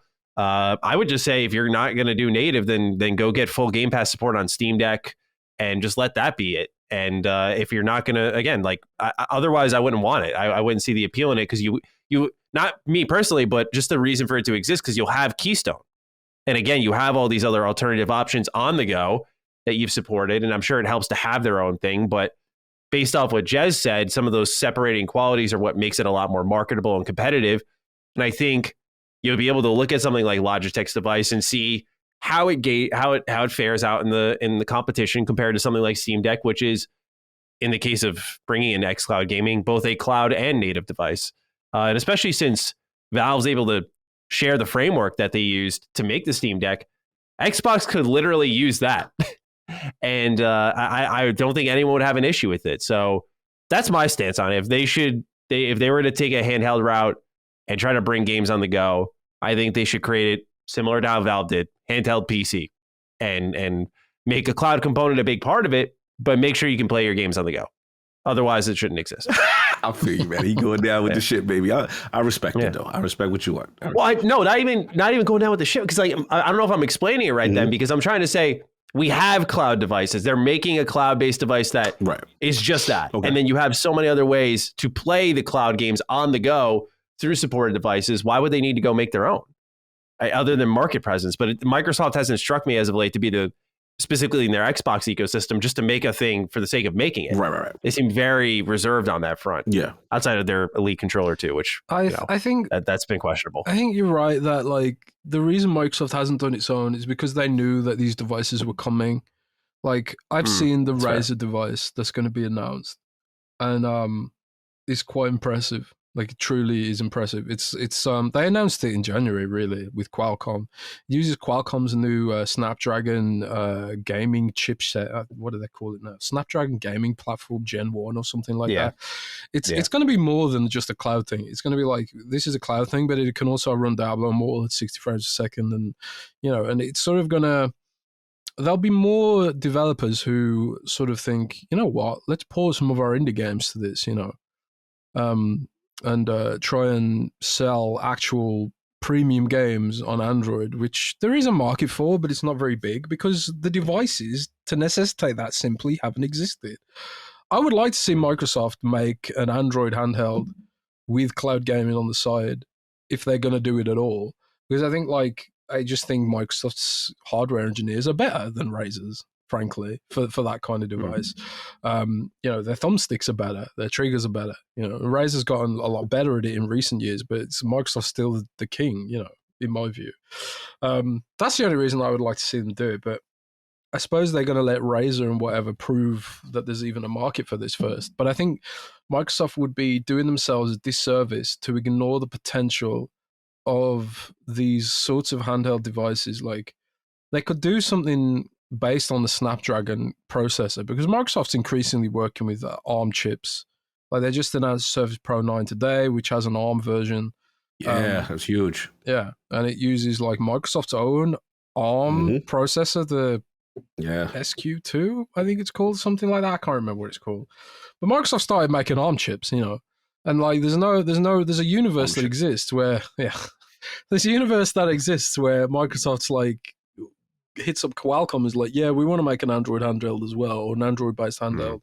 Or maybe even they're just like, screw it, we'll just make our own platform for it. We'll make it a Windows-based handheld using the Snapdragon, and then like it'll have some capacity for native gaming, maybe your Hades, your 2D games, your more simple games, and then maybe use the cloud for your more intensive games like your Starfield, your Diablo, and stuff like that. But maybe it just won't happen, I guess we'll see what happens with Razer and stuff, because one of the problems with this whole platform is Google controls it at the end of the day. Yes. Google controls it. And Google is evil. We don't Google controlling. We don't Google controlling anything. Google is the antithesis of innovation in the gaming space. Apple too. They are both the antithesis of innovation. They are. Yeah, they are getting it. Screw Apple and screw Google, both of them, yeah? And this is the one thing Zuckerberg is right on. because even though Zuckerberg's lying, you know, he said, so I'm gonna hit Meta as well now. Here we go. Guess it's go full circle. Yeah, Here it is. Everybody get it. In an interview with The Verge, Zuckerberg said that Meta is better than Apple's VR headset that's supposedly coming, because Meta is going to be an open platform, and Meta is going to let developers, you know, put whatever they want on their headsets, and they're going to let Microsoft adapt their headsets for Azure, Active Directory, and, you know, and all this kind of stuff, because Meta wants it to be more like Windows or whatever, you know. I want it to be more like Windows, but really they want it to be like Windows so they can actually get some developers on board. Because if they make it a closed platform, ain't nobody going to develop for it. So on the one hand, Zuckerberg's like trying to be all virtuous and be like, yeah, we don't want a closed platform like evil Apple, blah, blah, blah. From the reality of it is they have no choice. I'm sure they'd love to have a closed platform in reality so they can control every aspect of it. But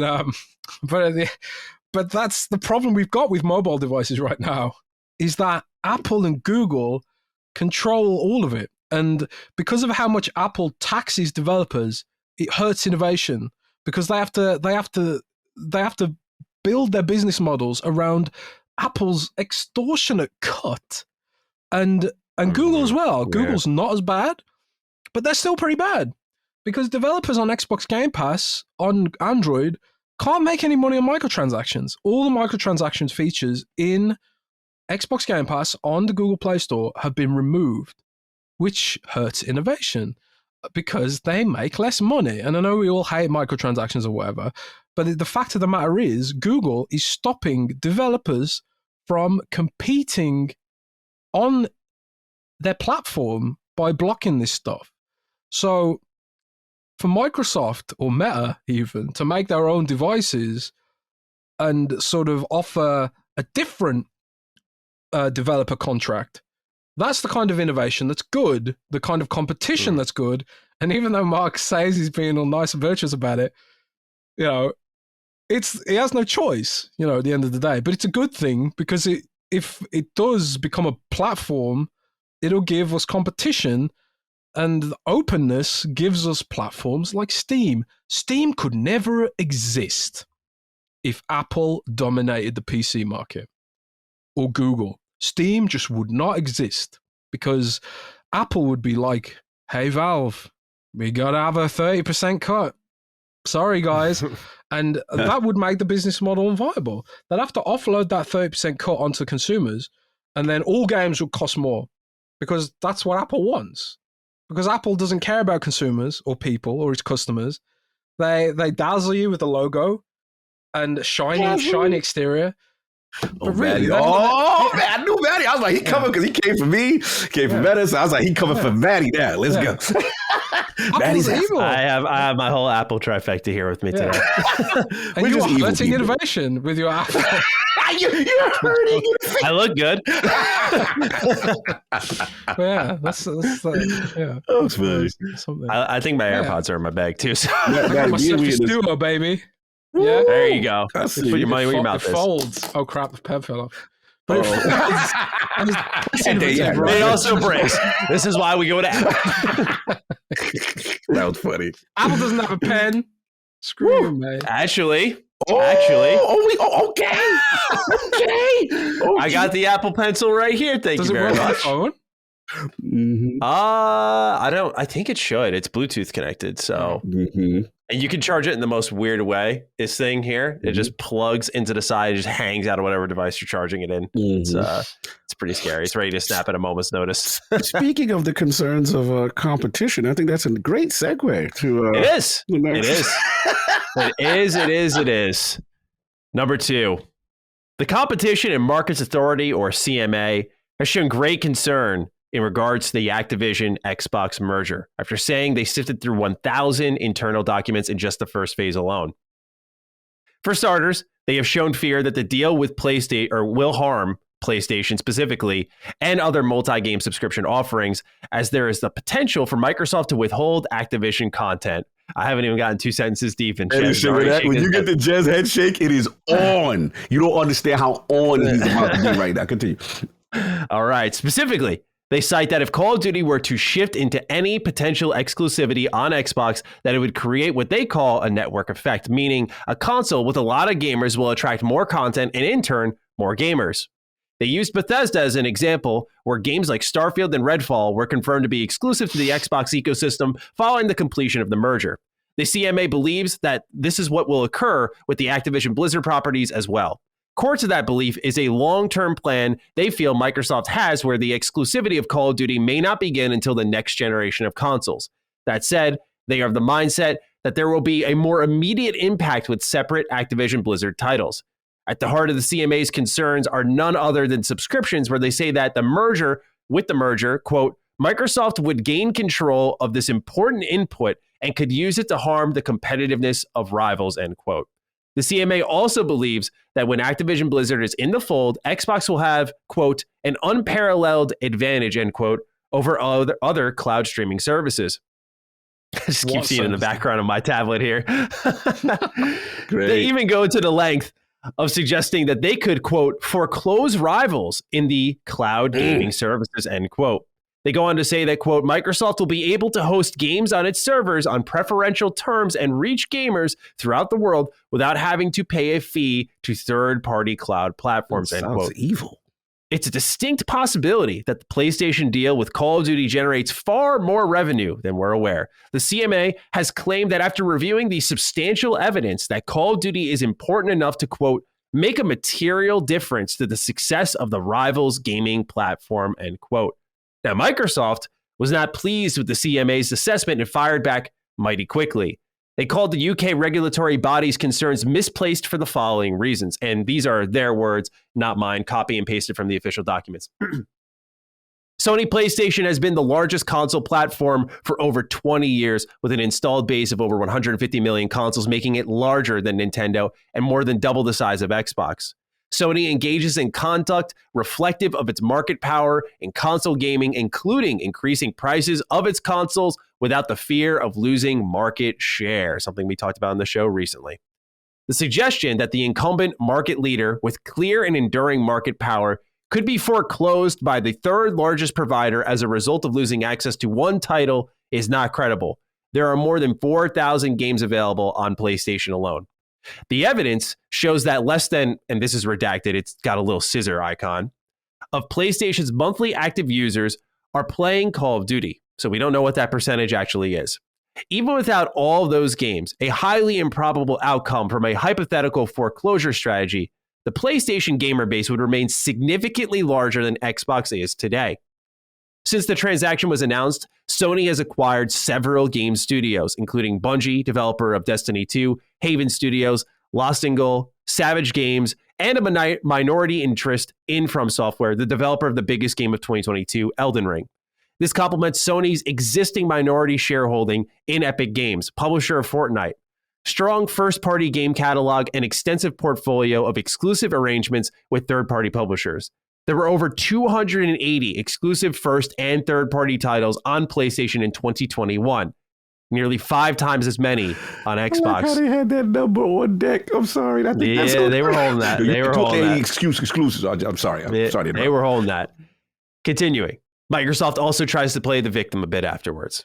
The CMA provides no evidence that the rivals rely on Microsoft's multi-product ecosystem for cloud gaming.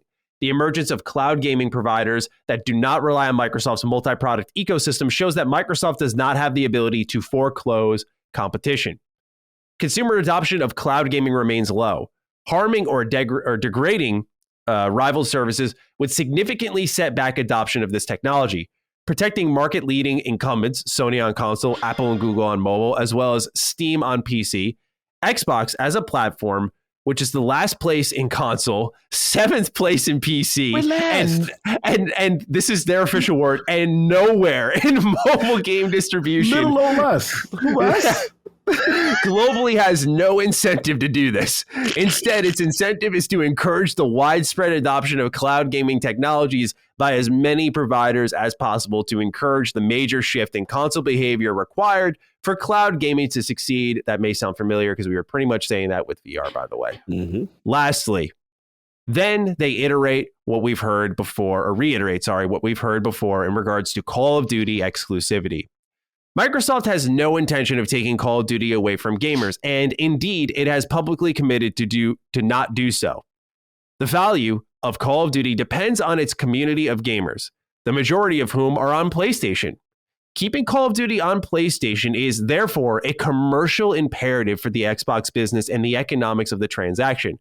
As such, Microsoft has offered Sony a new contractual commitment to continue supplying it with Call of Duty, including new releases with feature and content parity.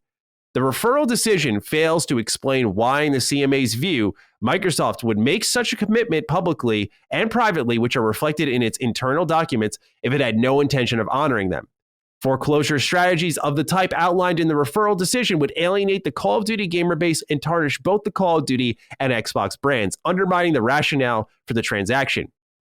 Microsoft would place at risk over a redacted amount of money, again here, an annual revenue from sales of Call of Duty on PlayStation, as well as substantial revenue from other Xbox games distributed via PlayStation. Microsoft has been clear that it is counting on revenue from the distribution of Activision Blizzard games on Sony PlayStation.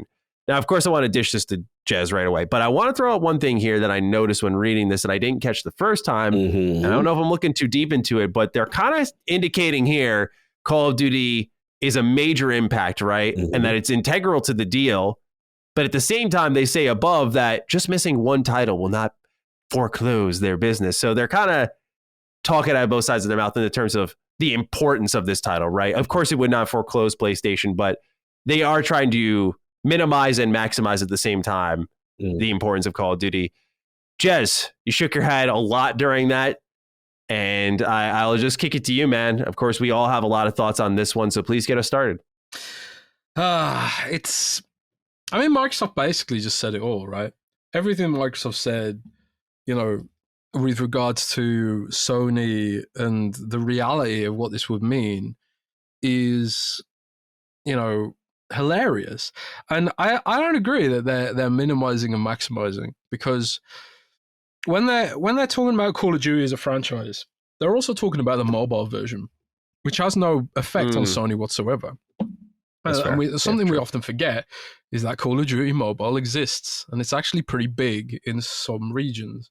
And that's why they want it, really. And they've said repeatedly, this is about mobile. This is about mobile. This is about Tencent, and it's about mobile. And yes, Call of Duty having the Xbox marketing deal is going to be massive for the brand, right?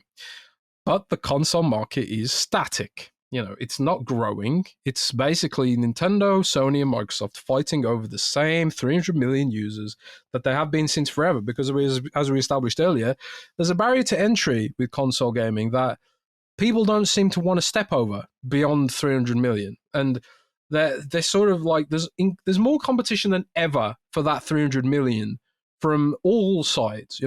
Everyone who's got a console also has a smartphone. And the people on smartphone are actively fighting for the console quality market share. Genshin Impact is almost basically a console quality game. And while it is on PlayStation, it's still very much a mobile game. It's simple, it's easy, it's addictive, and it's got waifus in it, which is the ultimate sort of combination of what makes a mobile game a mobile game. So.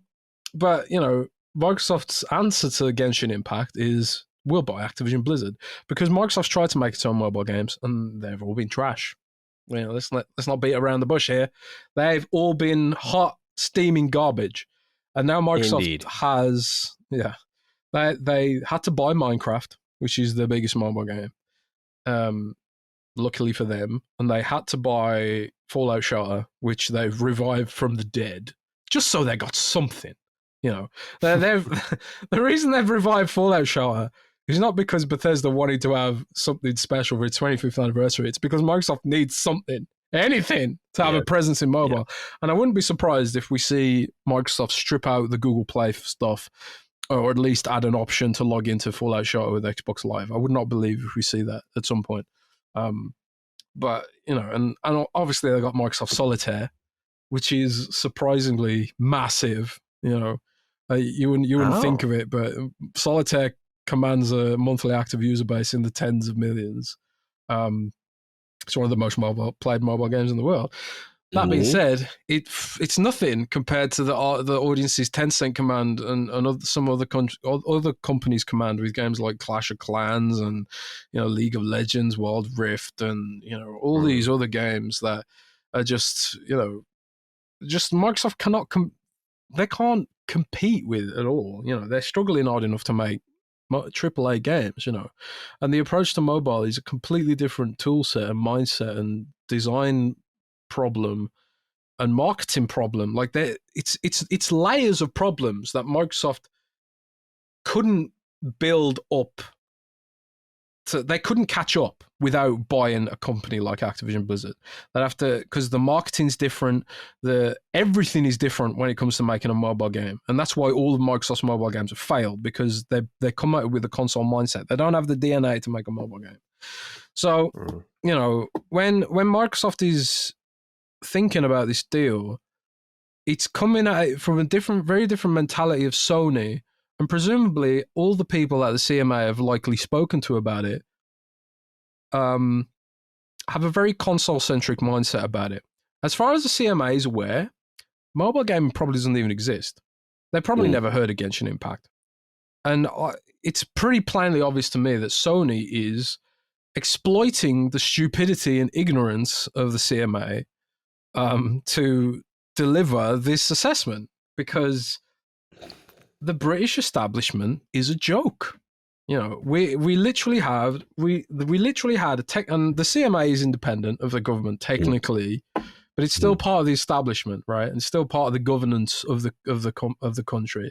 The CMA will make a recommendation to the government, and the policies that they have are ultimately outlined by government legislation. But they sort of work hand in hand. But our technological minister, I made this point on Xbox 2 before, like our Britain's technological minister, the person in charge of technology for Britain, asked Microsoft at a hearing, when are you guys going to get rid of algorithms?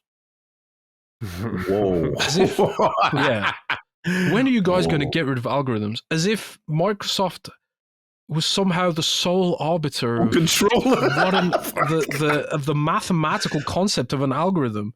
Microsoft this is an elected government official who doesn't know what an algorithm is. I want to interject because you're really preaching some stuff.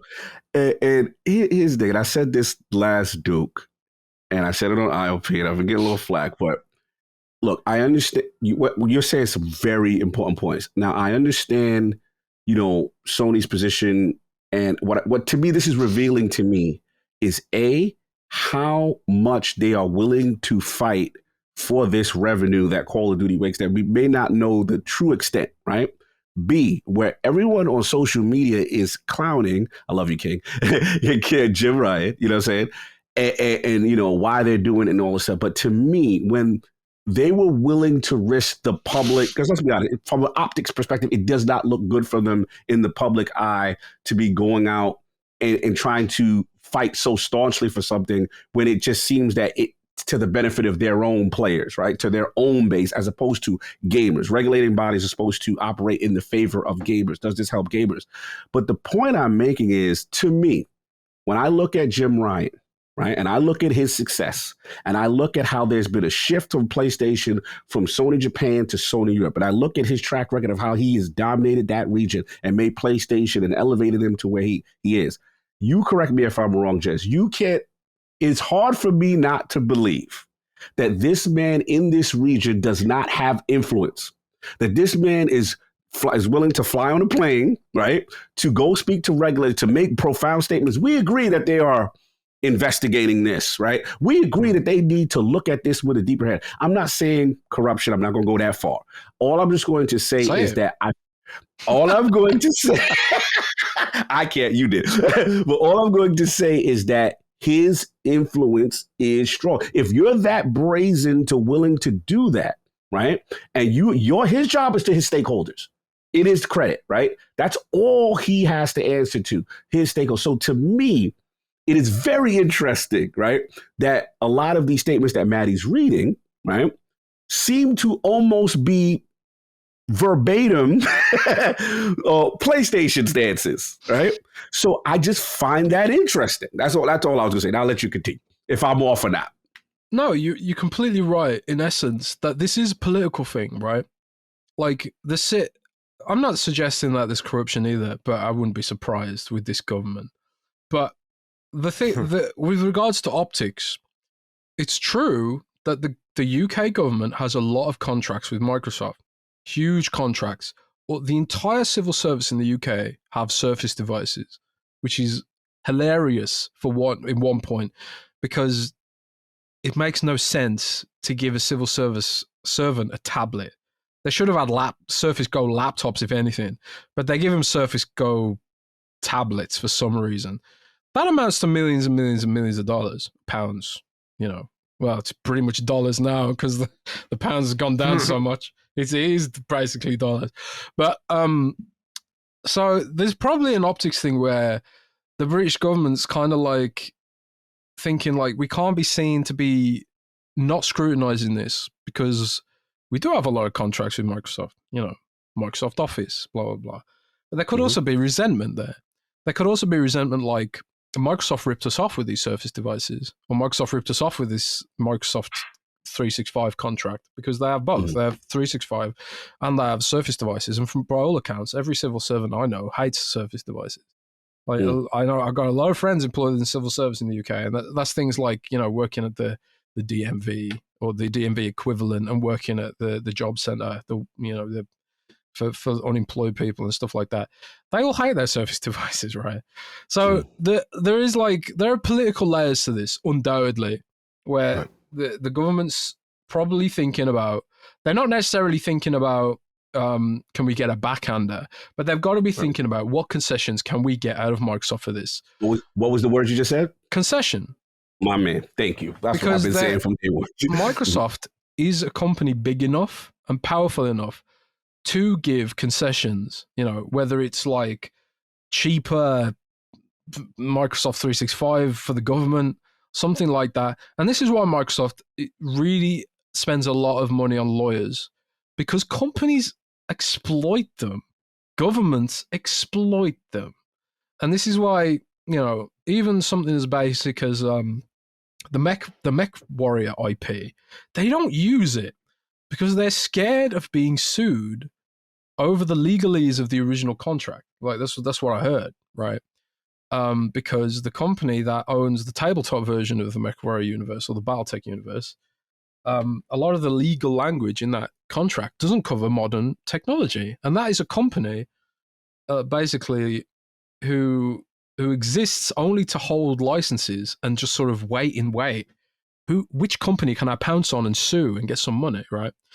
Now, the British government, you have to remember, we've got currently the worst British government in my lifetime, and maybe anyone's lifetime that's currently alive. The current British government is laughably bad, objectively speaking. Within the first week of coming into power, they crashed the economy and wiped off the value of the pound has disappeared. The pound used to be the envious currency of the world, and now it's worth as much as $1. Which it's never been like that. When I was a little kid, there was £2 to $1. But the British government seems hell-bent on destroying the country, right?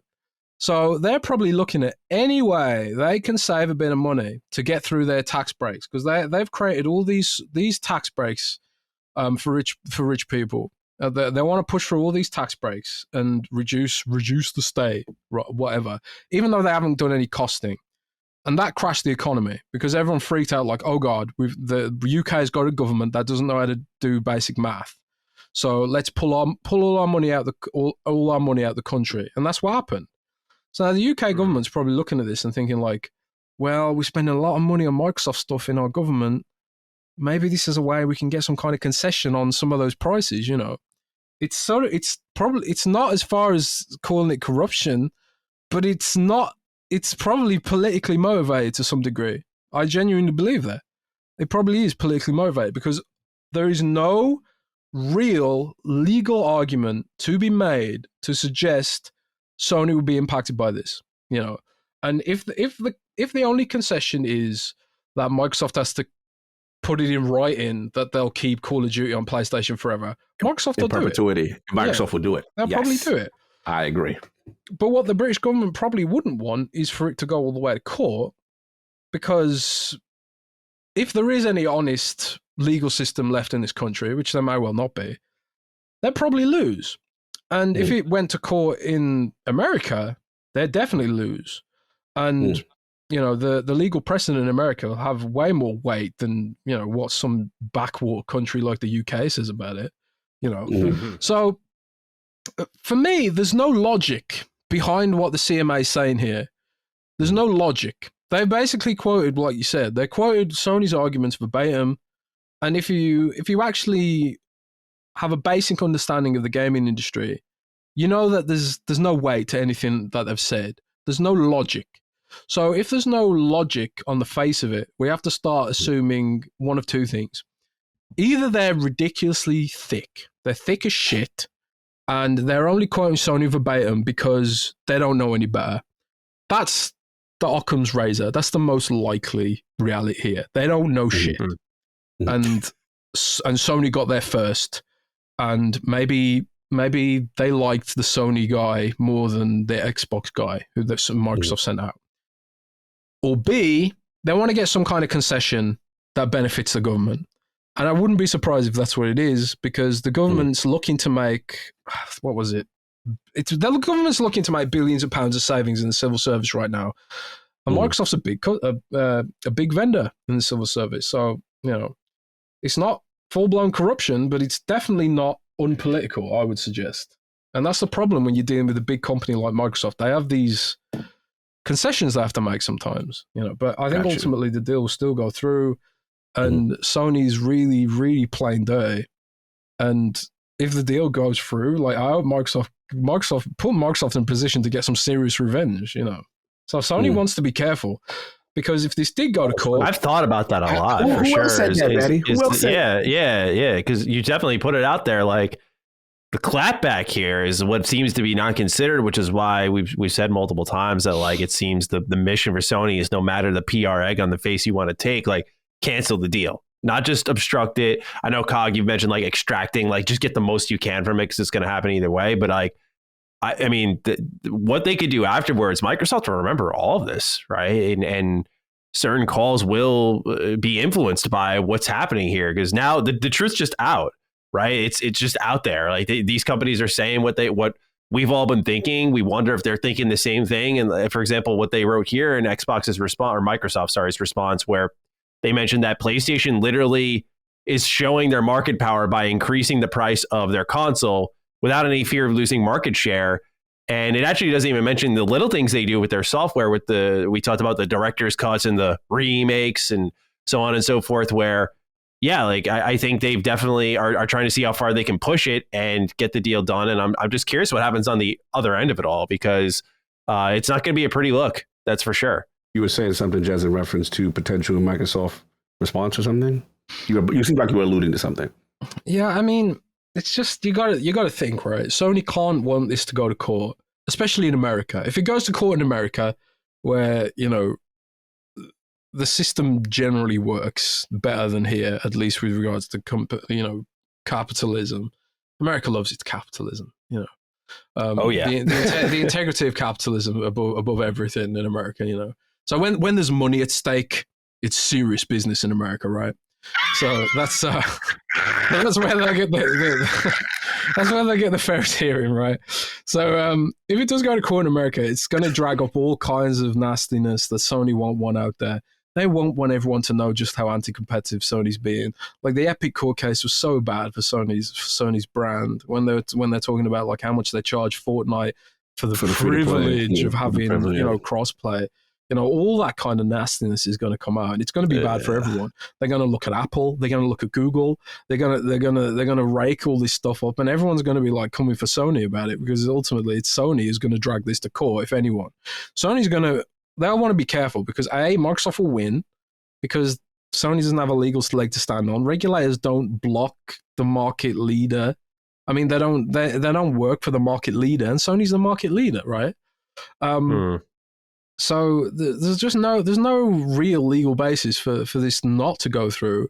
But if it does go to court, it's going to be very expensive for Sony. It's going to be very damaging for Sony's brand. And at least in the case of the UK, it's going to make the UK government have to spend money that they don't want to spend to fight it in court for whatever reason. So it just feels like they're creating as many problems as possible just to create as many road bumps to make it as slow as possible. You know, because like maybe they're thinking like we can lock in some kind of contract with Activision before then to extend the marketing deal, or we can lock in some kind of contract for some other upcoming game or the next Call of Duty. Like, the longer we can stall this, the better, you know, for us. And maybe that's Sony's play, ultimately. They can lock in some contracts with Activision before they're acquired or something. Because at the end of the day, Bobby Kotick don't give a crap. He just he's not loyal to Microsoft. He gets paid either way. He'll get paid even more. Maybe Kotick will be like, okay, well, we'll do a deal, but you've got to throw in there. You got to throw an extra yacht for me. You got to throw in a bottle of champagne or something. Yeah, you got to throw in, I don't know, an RTX 4090 or something. Even Bobby Kotick can't afford 4090. You got to get the 4090. I got one last one. I know we went real long. It's just I'm ready to get Jez, and this is very juicy, and it's his country, and it's so much to this. The last thing I want to ask you is there is some, in fairness, there is some language in there in reference to Game Pass, cloud subscription, Azure model, and kind of the layering of both, right? And saying that they're kind of like combining it to the point where Microsoft having this is an unfair advantage in the space. And I've seen it. And there's a part of me that understands, I guess, the mindset, but like I wanted to know, what did you think about that? The way the verbiage was about Microsoft using Azure, the subscription service that's on a platform that they are in the dominant space. Do you see legitimate concerns there, or do you feel they're way off there as well? I think that's the only real legitimate concern. Like, anything Sony says can just be thrown to the wind because obviously they're biased, right? But I think like there's something to be said about Microsoft having such a lead in the cloud gaming space that no one can sort of catch up. But at the same time, it's like, so what? You're going to wait for someone else to build a cloud? What are you going to do? You know, you're going to stop Xbox gamers, consumers, paying consumers, getting a better product while you just wait for someone else to come along and build a cloud infrastructure? Like, Google tried, and they didn't have the balls to follow through. Amazon's like dragging their balls along the floor. Where God knows. Didn't PlayStation technically try first with Gaikai? Yeah, like where's PlayStation? You know, like they could have, instead of investing in their pointless VR platform, they could have invested in cloud. You know, and they didn't. So hang on. So the CMA has to account for Sony's mistake of making the wrong investment. You know, it's that kind of stuff, right? And this is all these kind of like logical leaps and cognitive dissonance which just won't hold up in court at the end of the day. So it's kind of like, it's just ridiculous at the end of the day. Like, who are the other players in the cloud gaming space? You got NVIDIA GeForce, which is pretty much the only vaguely relevant player in the cloud gaming space next to XCloud right now. Good tech. And they have the best tech. They have the best tech, the best latency, and you potentially get the best experience on NVIDIA GeForce now. They're the only ones competing. But NVIDIA's coming at it from a very different mindset. They're like, let's throw thousands of games into our service with no curation whatsoever. You know, but Microsoft's thinking about it differently. Microsoft's like, we're not going to throw thousands of games in because we want every game, big and small, to get its chance, right? This is the big problem Steam has right now. It's like, your game has to go viral to get noticed. You know, and it's sort of become like a mobile phone kind of model where you have to pay exorbitant amounts of money to get your user acquisition. Whereas Microsoft's like, good for devs too, because of the small curated pool of games gives every game a chance to shine. You know, Chivalry 2, 500,000 extra players because of Game Pass. If Game Pass had like 1,000, 2,000 games in it, Chivalry 2 probably might get overlooked. If there was like millions of games hitting Game Pass every week, a lot of these smaller games would get overlooked. So, it's different business models ultimately, and that is indicative of healthy competition, in my view. And fair enough. Fair enough. Yeah. Fair enough. I mean, kind of. I'll just piggyback very small. I know we went long. It was to be very interesting looking at these comments in comparison to how Brazil came to their decision.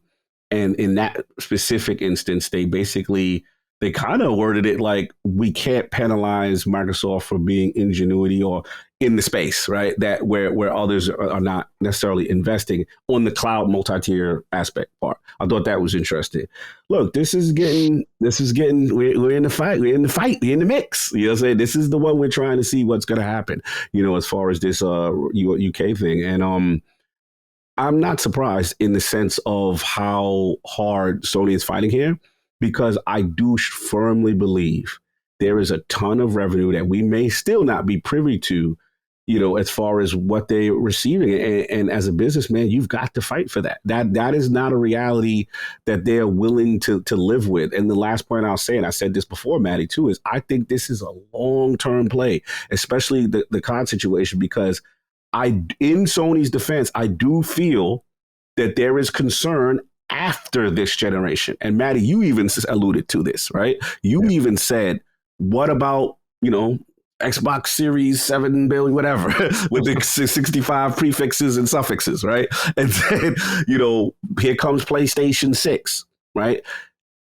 A world where Call of Duty is exclusive and all these Activision titles are exclusive to them, right, is a concern to start off another generation, right? That's something else I also think of. But overall, to your point, and I still think what Jez said is eloquently correct, which is, they are still the market leader. They are the number one, so to speak, right? Even if you take cloud and all the stuff, you just talk about game people with them and Nintendo, they are still, as far as that, they are still that lead. So again, I can't see from a legal standpoint why that should be held up. I do feel this is about concessions. This is about giving things to Sony, to the government and Sony in conjunction to making them comfortable with this long term, whether that be exclusivity in perpetuity, exclusivity for a longer term, or hey, you can't have Call of Duty pulled off at some point of a PlayStation console, is maybe what they're looking at. And we got to see how this plays. But I do think I would be shocked. I will say this: if this deal doesn't go through, I think Microsoft just knows the limits at that point. They just go for a lot of smaller fish. Like you go for your Asobos, maybe your big fish is someone in Japan, but right. I don't think it stops what they're doing. I think it just upsets them greatly. Yeah, it doesn't stop what they're doing. I just worry about the legal ramifications also if someone gets fired on Microsoft's side for this deal not going through, and then, what happens next. But yeah, look, I know people are like, y'all still talking about it? It's just the biggest thing in gaming right now, and every week there's a new chapter into this DVD box set that we're going through. So we gotta kind of talk about it. Yeah, I don't want to make too much of an echo chamber here, just because you both kind of said everything there was to say. I'll just say that I agree, and there's a lot of kind of gross incompetence ongoing here. I have shared in the past that I think a legitimate concern is not only the Xbox Cloud Gaming division, but I think Microsoft has a complete dominant lead on subscription services that I don't think should cause any trouble, but I think that these regulators are going to look at. Yeah. But I think it goes back to what Jez said, where it's fair competition. Microsoft was losing out big time on the exclusives front. So what did they do? They created a value package. We all know today, Xbox Game Pass. They continued to add value into that. They now have amassed, the last number we got, 25 plus million subscribers. And now they're about to deliver big exclusives at the same time as this service existing with the added value that's there. And that's, as Jez said, product of competition. So I don't see where the CMA in particular is coming from, although I can understand airing concerns on subscriptions. I feel like you can quickly explain to yourself why it shouldn't be a big deal. And Xbox Cloud Gaming would probably be the one that they should take the strongest look at, because no one's close at all. And they're probably, I put in quotes, biggest form of competition outside of NVIDIA with Google Stadia. Like, that was the cloud gaming platform. And when I say that, I don't mean the as in everyone was using it, but that was touted as the cloud gaming platform, and it's gone now. So that's one less one less problem to worry about and one less competitor to Microsoft, even if it was because of Google's own lack of commitment across the board with it, even though they had the money to throw at it. So not much for me to add here. Just I agree with both of you. All right, let's move on to number 3. Speaking of cloud gaming, and we'll talk about that a bit here. It has often been said that Xbox Game Pass does not drive sustainable revenue for Xbox. In fairness, that doubt has been somewhat warranted, given that all we've had is the promise of Xbox execs that is, it is sustainable, but no hard facts or numbers to back it. Now, thanks to a discovery by video game outlet Tweaktown, we have something to sink our teeth into. Sifting through a plethora of legal documents regarding the Xbox-Activision merger, it has been uncovered that Xbox has generated $2.9 billion in 2021. This serves as a great marker, given it was the first year Microsoft had dipped their toes into third-party day one Game Pass deals. Xbox in total generated $16.28 billion in 2021, which means that Game Pass is responsible for generating roughly 18% of Xbox's total revenue for the year. Additionally, between August 2021 and March 2022, Xbox confirmed that the number of Game Pass subscriber count at the top of the year had surpassed 25 million, and it will continue to grow every day. What's also worth keeping in mind with these metrics, as well as the revenue figure, is that it's just for consoles and does not include PC Game Pass. Additional financial insight can be found separately in a filing with the US SEC by Snail Games USA, who is the parent company of developer Studio Wildcard, caretakers of the Ark franchise. Through these documents, it's been revealed that Sony paid $3.5 million to put Ark Survival Evolved on PlayStation Plus for 1 month. Meanwhile, Microsoft paid $2.5 million to put it on Xbox Game Pass for 6 months. It is stated that Microsoft reached an agreement to feature Ark on Game Pass for 3 years beginning in 2019 and then ponied up to extend the deal until June 30th of 2022. Ark appeared on PS Plus in March of 2022, where subscribers from March 1st to April 4th could download the game and keep it for good, hence the difference in the price paid. Let's get it started with Cade, who writes in, Konnichiwa Senpai Maddie and Oni-chan Kog. Salute. Game Pass revenue finally revealed, and I don't know why Xbox fans are celebrating what they feel is a moment of victory. Multiple Xbox influencers are stating on their social medias that they have turned a profit when Microsoft just come out and say if they really did that. And the mental gymnastics I'm seeing from people doing the crazy math trying to make the numbers work is insane. Thanks, weeaboos, and have a Draymond Green just right hooks me because I'm about to make more money than him kind of day. P.S. Can Alex become an Iron Lord? That's all you got. Alex, hit me up in the J. We'll see if we got any spaces for the clan. Mm-hmm. Anyway, we have here a real good figure on what Xbox did last year, where they really made a push with Game Pass day one with likes of Outriders, even duds like Dark Alliance, MLB The Show. We also saw a lot of first-party releases at the end of last year with Psychonauts 2, Age of Empires, which was PC only, so that may not even be a factor. Forza Horizon being a big one, and of course, Halo Infinite. So we're seeing here that helped them account about 18% of total revenue. Now, that's revenue, not raw profit. We don't know what the profit margin is here for Xbox. But the big question, much like Kate has asked here, is Game Pass sustainable? And I thought that the Ark news was great in tandem with what we have here, because you can see how much for a big survival game you would pay for a deal on Game Pass, $2.5 million, which is quite a bit. But when you're making $2.9 billion, it's not that major of a dent. And I think it's got to be, of course, sustainable because they're putting all their eggs in this basket.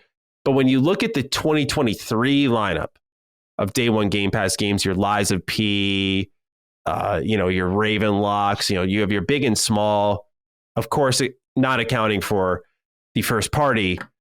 I mean, it feels like they're really going in. We're seeing a little taste of that this year, right? With Plague Tale Requiem, like that game looks special. So they're in great things. Yes. And, we're seeing here, again, things building up in Xbox's favor heading into the new year. So I'm curious, Jens, what you think about the revenue split here for Xbox when it comes to Game Pass versus their total generated in 2021. Cog, if you'd like to go first. Look, I don't claim to be a financial guy. I don't claim to know all the revenue or the profit split. Obviously this news came out and yes, Twitter was on fire. Timeline was just a whole bunch of financial analysts talking about what's going on and what's not going on. I think my mindset is just that, I've always looked at Game Pass as a long-term investment by Microsoft, right? It's something that they are willing to commit to try to, basically, they've reinvented the wheel and they found a service that has, and this to me, this is, a lot of people say to me, why does Phil, and I don't want to say everything is Phil, but it's his team and it's his regime. But this is like, why is he revered? Why is he respected? And I think this is one of those kind of like crowning things on his resume, because you've gotten brass to say, okay, Game Pass, this is something we can get behind, right? This is something that now we believe, because Xbox was not something that they necessarily believed in, right? As with all the things that Microsoft does. So I think this is one of his crowning achievements. And in my opinion, I don't have the raw data, but I can just go by corporate cog. Big business, they don't want to deal with anything unless there's money to be made involved. So there's people with higher pay grades than me that are smarter than me that will sit there and say, if we do the analytics, right, this is what we can get long term if we invest in this subscription service and do the necessary things. And to me, as a gamer, all I cared about was 2018, because I remember 2017 and the Xbox One generation and the lack of first party studios. And when I saw the commitment there, and then I said, oh, they're going to put these in Game Pass and first party day and date Game Pass. Okay, you're driving value to a service. Then we talked, as we fast forward, okay, how does this thing get better? Needs to be third party games, right? Some of those day and date kind of things. We've seen some examples of. We've seen this year, I got to give them credit. They had a rough year as far as first party exclusives. Starfield and Redfall, huge blows, right? But I've seen them supplement with all these great Game Pass day and date kind of offers. You're talking about Plague Tale, we heard good things about. There's a lot of these deals that I'm seeing being made to reinvest. And as much as people say there's no games, I don't know about y'all, but I'm playing a ton of games right now. Mm-hmm. I'm playing Trek to Yomi, I'm playing. Every month, I have something interesting to play. Based on this, it's oddly worked in their favor when you think about it. You kind of recognize, like, wow, this thing can carry a year with no first party exclusive. The year there's no games, every month I'm playing 2 to 3 games. I'm having a ball personally. You know what I'm saying? So I can just speak for myself as a gamer. The last point I will say, and I don't want to get into the fanboy thing too much, but I think the reason why, and to Kate's question, I understand he's like, yo, my Xbox guys got to chill with doing the pump, backflips and pumping their fists. I get it. But in the same token, there is a group of people who, without any information themselves, seem to be of the mindset that there is no way this is sustainable. There is no way that this is working, right? That's where I think the dichotomy is. It's a group that will have the complete information saying these definitive statements. I don't err on the side of it because I don't have the information. I can just go by the mindset of business. Generally, when there's an investment to this level, the mindset is there is a long-term payoff where big money guys seem to think they're going to cash in on and thus give Phil the green light to continue to do these things. So that's where I'm at. I am curious to see what Jez has to say, because I know this is all over the timelines. Everybody's going crazy. Yo, we made 2.9 billion or whatever it is. And people are going crazy. So I don't know. I'll defer to Jez. What do you think? Well, I've kind of known from talks with Microsoft executives off the record for a long time that Game Pass is doing well and it's healthy. There's always this commentary out there from people who have a bias against Game Pass, where there's some writers and some journalists who just hate anything Microsoft does by default, right? They spun this whole narrative that Game Pass is wasting money hand over fist and it's not sustainable and it's destined to die like Stadia, right?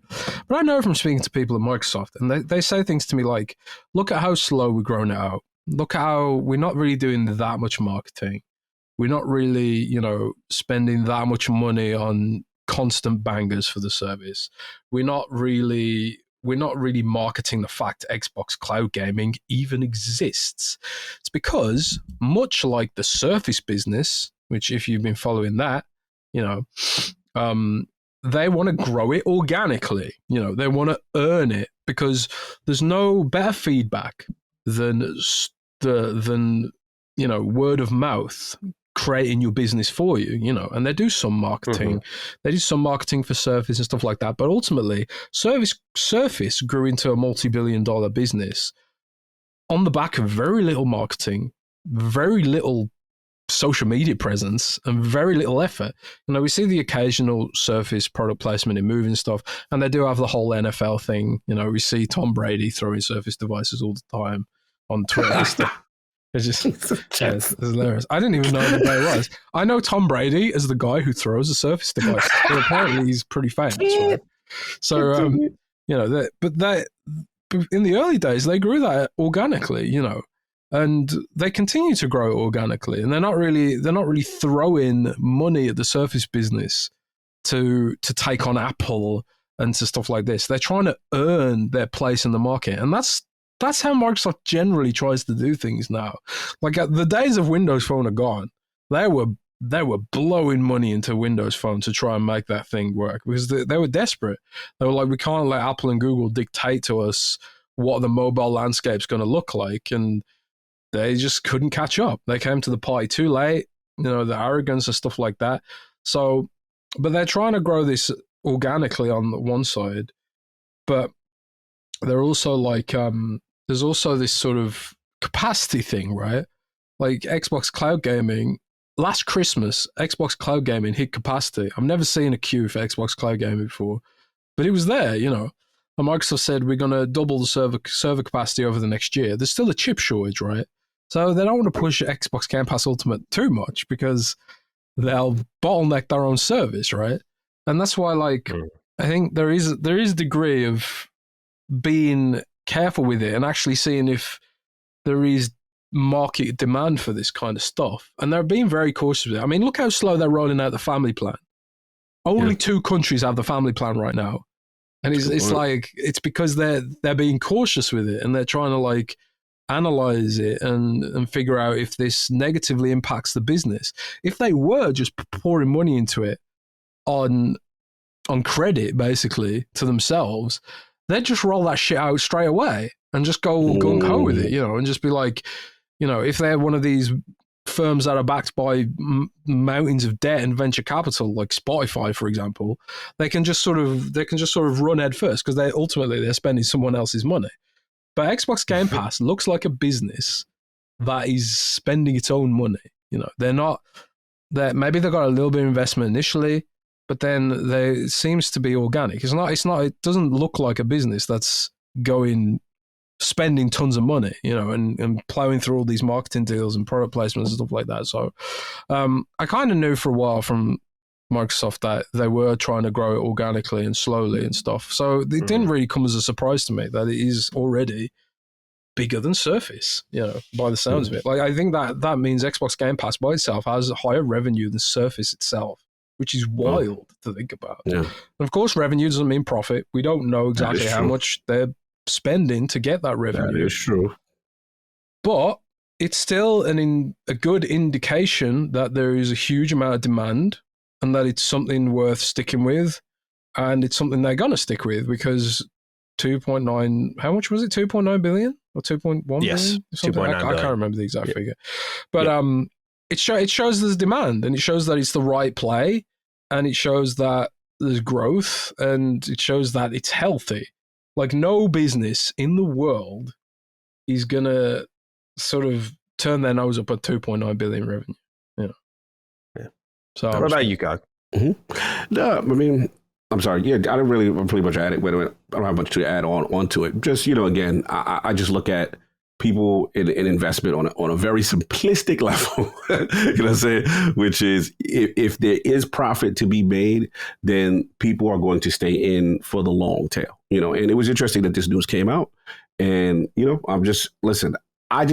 honestly, I just care about myself as a gamer selfishly, and I think the service is fantastic, to be brutally honest, and that's just where I'm at with it. So the financial stuff, it'll come out when it comes out. That's just where I'm at. I respect you standing on your square like that. Yeah. I was pleased to see it because, I consider myself, as all of you do, to have my ear to the ground and be aware of all these games coming out, and for me personally to know that like, okay, we're doing well here. This should be here to stay is great because it's been a good discovery machine. And one thing that we don't talk a lot about is often we go into, exclusivity because that's what we're accustomed to. But there's no doubt that now we're starting to shift the kind of brand relevance a bit beyond exclusivity, where a Plague Tale, we've been talking about that a little bit, it's going to be talked about almost like an Xbox game because of its day one Game Pass relevance, even though it'll be on PlayStation. So I think it's a great weapon for Microsoft to have. Sorry, I'm keep messing with my camera here. It's fighting with me today. But yeah, I got to say that I was pleased to see it. I wasn't waving the rally towel by any stretch of the imagination because I did see some of that chest pounding. And if you were arguing with someone, I think the chest pounding's warranted because we've heard a lot like, oh, it's not profitable. And to me, much like Jez indicated, never felt like they cranked it up to 9,000. Like, we talked a lot, Kyle, where's the Super Bowl commercial, right? Yeah, like where, why aren't we putting it on Sunday Night Football? Like where there's just a lot of eyes especially when they put all these EA sports games in the Game Pass, like that was the perfect time to just pull the trigger on a little Game Pass trailer. But it makes sense why when Jez explained further. So I digress without spinning in circles here. I was pleased to see it. Now on the note of what's happening here with Ark, we had a writing here from Papa Fridge who writes, "Hey Dukes, so SEC filings from Snail Inc. show that Microsoft spent $2.5 million to put Studio Wildcard's Ark 1 on Game Pass and $2.3 million to bring Ark 2 to Game Pass day one when it launches. The filings also showed Sony spent $3.5 million on having Ark 1 on a PS Plus game back in March. What do you think about these numbers? Too much, too little? Based on other Game Pass / PS Plus deals we know about, do these numbers give you any indication as to what other large deals may have cost and what future deals will cost for Microsoft and Sony in the future? Cheers." When I saw this number, I thought it was surprisingly cheap. Given Ark's popularity, I know a lot of people like to shit on it, but correct me if I'm wrong, I know this is one of the top played Xbox games, and I was, given, again, the revenue they're generating here, I was surprised at what I thought was going to be one of their big games, right? Like Ark 2. It's not for me, but Ark 2, this $2.3 million. I was kind of surprised by that, especially because sometimes these funds are used to offset the development cost of these games. So I was a little shocked by it, but I'm curious if you gents had a similar reaction or not. For Jez. Sorry, I was a bit distracted there. Can you? No, you're good. I should have directed the conversation like I usually do. No. It's people are messaging me like because it's this whole like RTX. Oh, they call it a video call. Okay. It's our traffic's crazy because the RTX going down right now. Yes, sir. Going down. I mean, I'll jump in and just get a little shiny. I'll be honest. Like not that I'm shocked. It just goes to show you, like, you see the money that's being thrown around between PlayStation and Xbox and the perceived value. And then, but I also remember, obviously, Ark, rest in peace, Disney. This was his favorite game, man. He loved that game. He tried to get me into that game so many times. I was resistant. But it has a huge community. I remember being in the engagement list and seeing how well it's done. So the vibe, I guess how I like to look at it is what the telemetry that Microsoft and PlayStation use for these style of games and engagement and that valuation, right? I think that's very interesting to me. And yeah, like it was just mind blowing. I know you said it's not a lot. I think my bias Maddie was the opposite. Like, wow, they throwing money around for these games. You know what I'm saying? Like to be. Yeah, I totally get it. Just based off the development costs, I thought for a game like Ark, it would be more, but maybe they're more well off. So this is just a bonus to them. I don't know how it really works in their situation. That's the stuff we're not privy to. But yeah, that's where my head went. You got to think of it like this, right? More. Go for it. For them, it comes out of their marketing spend. Because if the game is in Game Pass, you can think of it like they are basically paying for viral marketing and user acquisition because more people playing it, even if they're playing it quote unquote for free, they will virally market the game. And for multiplayer game, it doesn't work so well for single player games. Microsoft has this data for multiplayer games. Xbox Game Pass inclusion is a marketing tool. It's not necessarily for the money. It could come out of the marketing budget. So it's obviously this doesn't work for all games. If it's poorly reviewed on Metacritic, it's not going to work. If it's not a multiplayer game, it's probably not going to work to the same impact. If you get like one friend with Xbox Game Pass and he's an influential friend, and because people with Game Pass are probably more engaged in the ecosystem than people without Game Pass, and they'll be like, yeah, I'm playing this game called Ark right now. Come and play with me. I'll buy you a copy, or you can get it in Game Pass as well. And there is an engagement bonus too. So like if Ark really takes off on Game Pass for Microsoft, they'll pay out a bonus, I believe, for studios. I do have some information that I definitely can't share on that. Oh, so the devs is not woe to the devs, because we don't care about when we buy them on Game Pass, we play them on Game Pass. The talk is we're not supporting the devs, Jazzy. I don't know if you knew. It's completely not true. The fact that, like, for example, I shared a clip on Chivalry on Twitter. Yeah, Chivalry 2 hit Game Pass, 500,000 new players. I shared a clip of Chivalry on Twitter, and even though I own the game, I only went back to it because people were talking about it again because it was in Game Pass. I was like, oh yeah, I remember that game. I'll play Chivalry for a bit.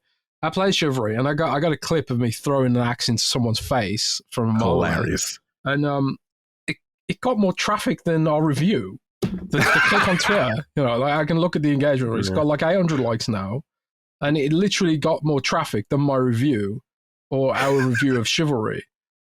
Just this viral clip, like it's not viral, whatever you want to call it. Like I go to tweet analytics, impressions, 50,000 impressions, right?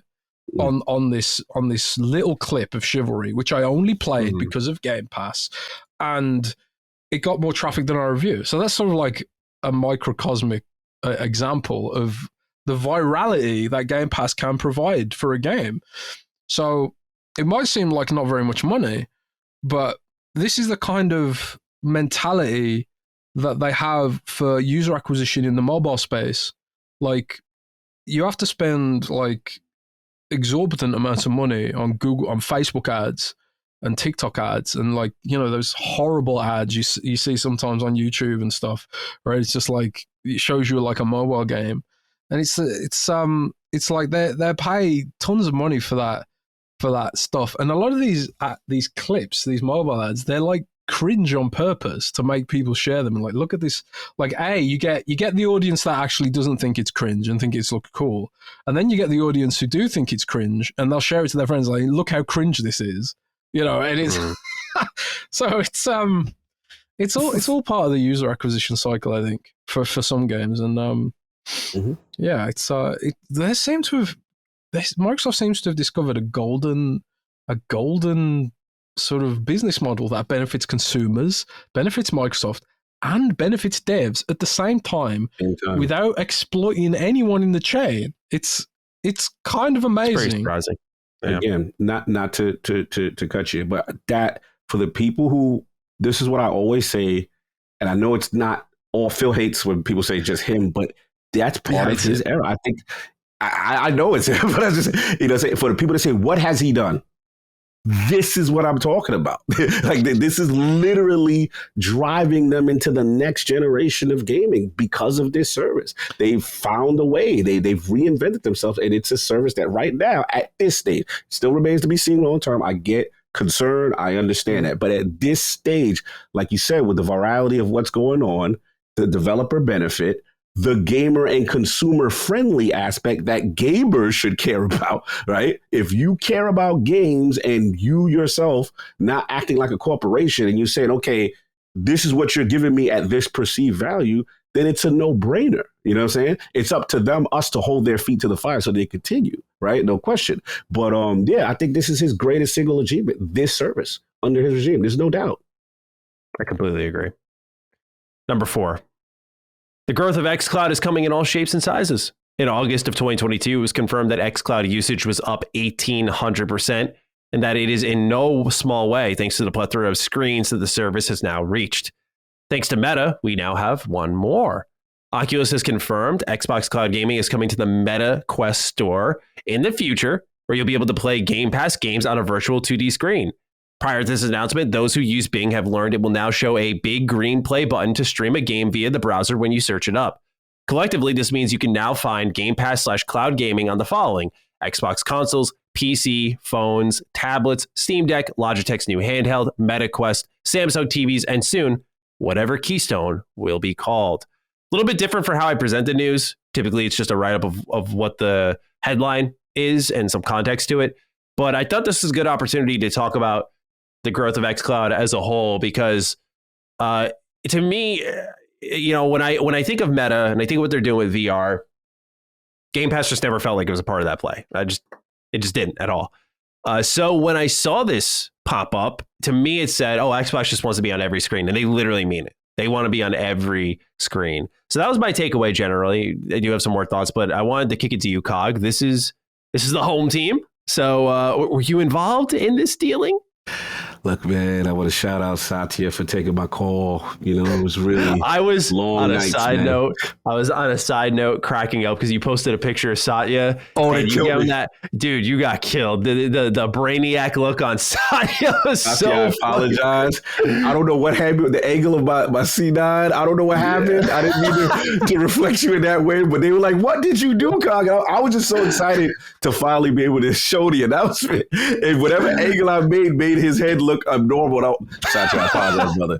Long nights on that phone. We got it done. I'm just joking. I did not have no direct influence in it. I had feedback, but I have direct influence. Look, this is the thing I'm talking about. I'm just going to talk about it from an Xbox perspective mostly, and the key statement: we are going to ship where Xbox Game Pass exists. Remember that statement in the ZeniMax deal in the closing, right? Yes, and sir. to me, this is what Xbox is trying to do. They're trying to get this thing on the most screens that they possibly can, and I look at it as another entry point, just the way I look at like a Nintendo Switch or anything else. If you're willing to play ball, you know what I mean? Microsoft is willing to put this service there. And look, it's great. It's great. It's for me, it's something that I look at and I say, I'm a gamer first, right? VR, I was late to the train, right? There's no doubt. I'm not going to sit here and cap about it, right? But at the same time, I'm going to look at it and say, okay, if you're going to tell me, right, as a VR or a VR only adopter, a person who believes in VR so much, right, that's where they want to be, the future is where they think this is it, right? If you're going to now put this service on their device with a low entry, right, to go check out, this is what Xbox wants. This is what Xbox literally wants, because at the end of the day, they want to get this thing exactly to more screens. Doesn't matter where it is. And we have to admit, I got a quote unquote home team a little bit, in the sense that from a VR perspective, whether you agree with what's going on, you can't deny as far as Meta's position in the space as a leader as the adoption rate, right? You can't deny that part. There's still other competition. We're not, dismissing that. PlayStation VR is about to come. All this stuff's about to come. But at the end of the day, from an Xbox perspective, it makes sense to say, okay, in that space, they have the most screens, right? So let's give them the screens, what I'm saying, so to speak. And it was really cool to see Satya up there, with Lord Zuck as Jez, put the funny, I just thought it was cool from a gaming perspective. That's what I'm selfish. I think that is cool to be able to have an entire library of Game Pass in that service. And, that's where I'm at with it. So yeah, definitely something that was cool to see. And I think it makes sense for both, to be honest.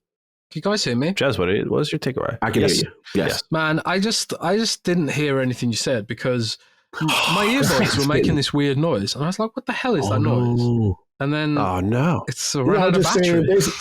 Basically, he said that you're gonna love Meta a little bit more now. I just said, thank me for making the deal happen. I'm just joking. No, I just basically long and short. Matter, right? Yeah, the basically long and short of it, the mission statement that Phil said through the ZeniMax deal, which is we're putting games where Game Pass exists, right? And this to me is another screen, so to speak, right? As far as VR, as far as Meta, as far as the Quest 2. And as far as Meta being in that space, regardless of how people feel, they are the most adoption rate in that space. So it makes sense from the Xbox perspective. Hey, we're going to give you an entry point. We know there's the productivity aspect, but the other stuff, I'm not getting into that. I'm just talking about from the game part. That's all I care about. And from Meta's perspective, there are going to be people who are VR only people, right? Mm-hmm. And all if you four of those people are going to be really happy. Relax. So for those four, it's very cool to see. Okay, you know what? I boot up. What's this Game Pass app? Really? Okay. And my only key, and from a technical, because I'm a geek, I'm a tech, and I got to test things out. To streaming capability, obviously, how that the performance there. That whole thing is what interests me, and I can't wait to dog food some of that stuff. But I just thought it was a pleasure. It was cool to see Satya up there. That's all. I've got another take on it. Oh Lord, are you familiar with Machiavelli?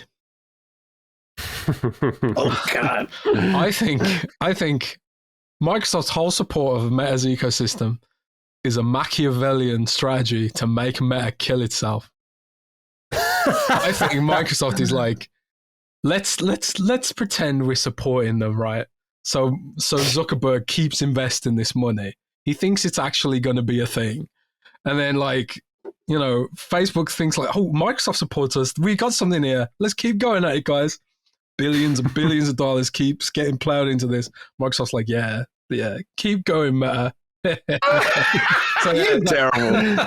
That's but no, I know Microsoft's totally on that train too, right?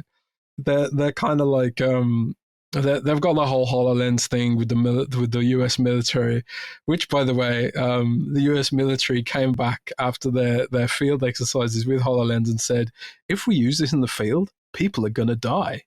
So not exactly the best indictment of Microsoft's virtual reality technology there, but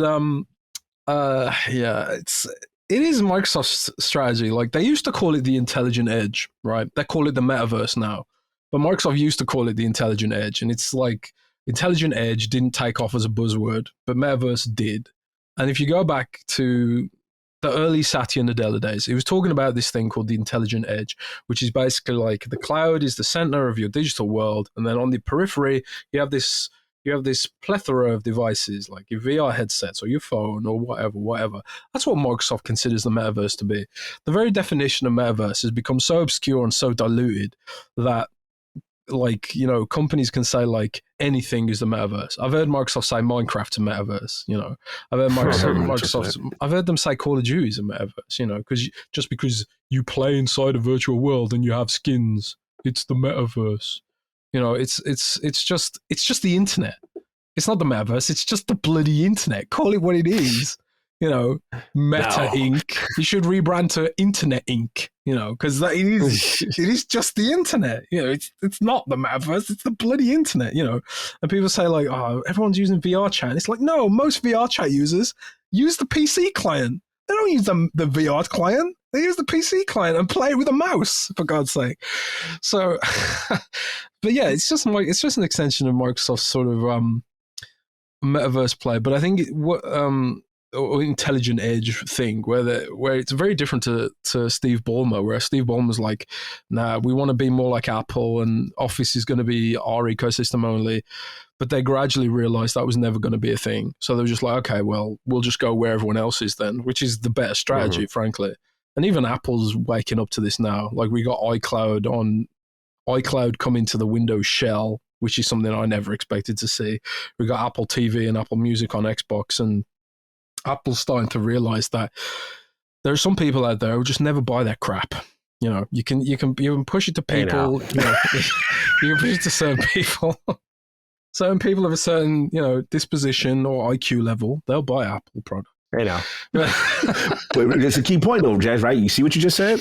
There's always going to be a group, I'm glad you said that are going to stay in their ecosystem and will never go to the other ecosystem. And this is the point I try to make to a lot of my gaming brothers, just on a simple level with PC ports. They're so resistant Like, oh, they're taking this away from me. No, it's putting it on a device that will never buy a console. It is what it is. I sorry to interrupt you, but I'm glad you said that. No, you're totally right. And it actually reminds me of something my old boss used to say, like when Windows Central was independent before we got purchased, sigh. Lord acquisition continue. Yeah, we got it quiet too. But my boss used to say, like, back in the day, like the whole idea of a business was something only, someone with access to a bank capital could really make a business. But because of the internet, pretty much anyone can exist as a business. This podcast is a business. Matty's YouTube channel is a business. Iron Lord's podcast is a business. Xbox 2 Patreon plug is a business that you should subscribe to. Yes, you should. Xbox 2. Yeah, and we live in a time now where anyone can basically make a business. Games like Among Us, which came out of nowhere, developed by like 5 people or whatever, blew up to like $1 million acquisition or whatever at some point. And Among Us VR plug. Is it plug, since we plug it. This is what the show's become. Since we plug it, I might as well continue. But this is what Microsoft's talking about. Is like, the idea of a metaverse really is sort of evolving to create platforms where people can make a business. And this is like, I think like Minecraft is a great example of a metaverse, or Roblox, where it's like companies can build a business on top of your platform, and then you take a cut of it, and that's what Roblox is. That's what Minecraft is. And honestly, I think that's what Starfield's going to be, because a lot of those blank planets, they're going to be for paid mods.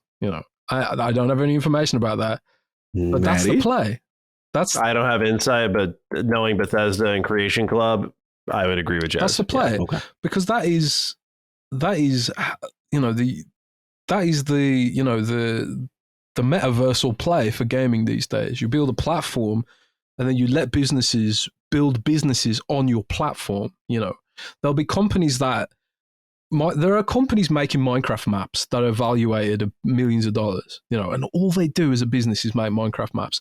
There'll be that for Starfield. There'll be a company out there who takes one of Starfield's blank planets and turns it into a full game, and they'll sell it. And Bethesda will take a cut. Microsoft will obviously take a cut of that. So like a service charge. I hope, because you know what, a lot of people in the Bethesda community would eat that up. They would love that. They will. Like, I know that people are going to be mad about it. I have no information about this.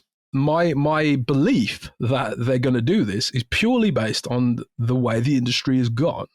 With all this metaversal stuff. It's user generated content, UGC. That is Minecraft's business model. It's not selling skins. It's not selling like your little Sonic the Hedgehog skin. Minecraft's business model is the user generated content platform, which is powered by other businesses who then pay a service charge, a lot of money, hundreds of thousands of dollars a day, probably. So that's what Starfield's going to have. Undoubtedly, and that's purely a prediction based on an analysis of the way the business has gone. So I can't remember what the original topic was. Are we talking about the growth of XCloud? But I mean, it kind of goes hand in hand. Honestly, you pretty much yeah. So it's just this sort of plethora of businesses, and Microsoft sees that as just a sort of a fog, a void of places it can slap its content and ultimately bring people into their service ecosystem. It doesn't matter who controls the hardware endpoint. Although it does matter to a degree, because Google and Apple blocks them from making more profits, but they're partnering with Meta because they want to control the way Meta positions it. Because if Meta keeps it as an open platform, Microsoft can make more money. Microsoft can put a version of Xbox Game Pass on the store, which will have microtransactions, for example, like the Samsung store version of Xbox Game Pass, which does have microtransactions in it. So there's that kind of thing. And Microsoft will just, if you make a glass screen, Microsoft will be there. I can download Xbox Game Pass on my Samsung smart fridge, for God's sake. Yeah, it is. Put it on your fridge. Absolutely. So with that, we move on to our final bit of news here. And then we're on to the Game Pass pick of the week. Following the fallout from Brazil, They are the second regulatory body to approve of the Xbox-Activision merger, Saudi Arabia being the first. Sifting through the translated documents, their reasoning is fascinating to read as we watch the industry's biggest acquisition yet unfold before our very eyes. Quote, in the event that Activision Blizzard games, especially Call of Duty, become exclusive to the Microsoft ecosystem, SG/CADE does not believe that such a possibility represents in itself a risk to competition in the console market as a whole. They also seemingly took a shot at Sony. Quote, it is important to highlight that the central objective of CADE's activities is the protection of competition for Brazilian consumers, not customers, and the defense of particular interests of specific competitors, end quote.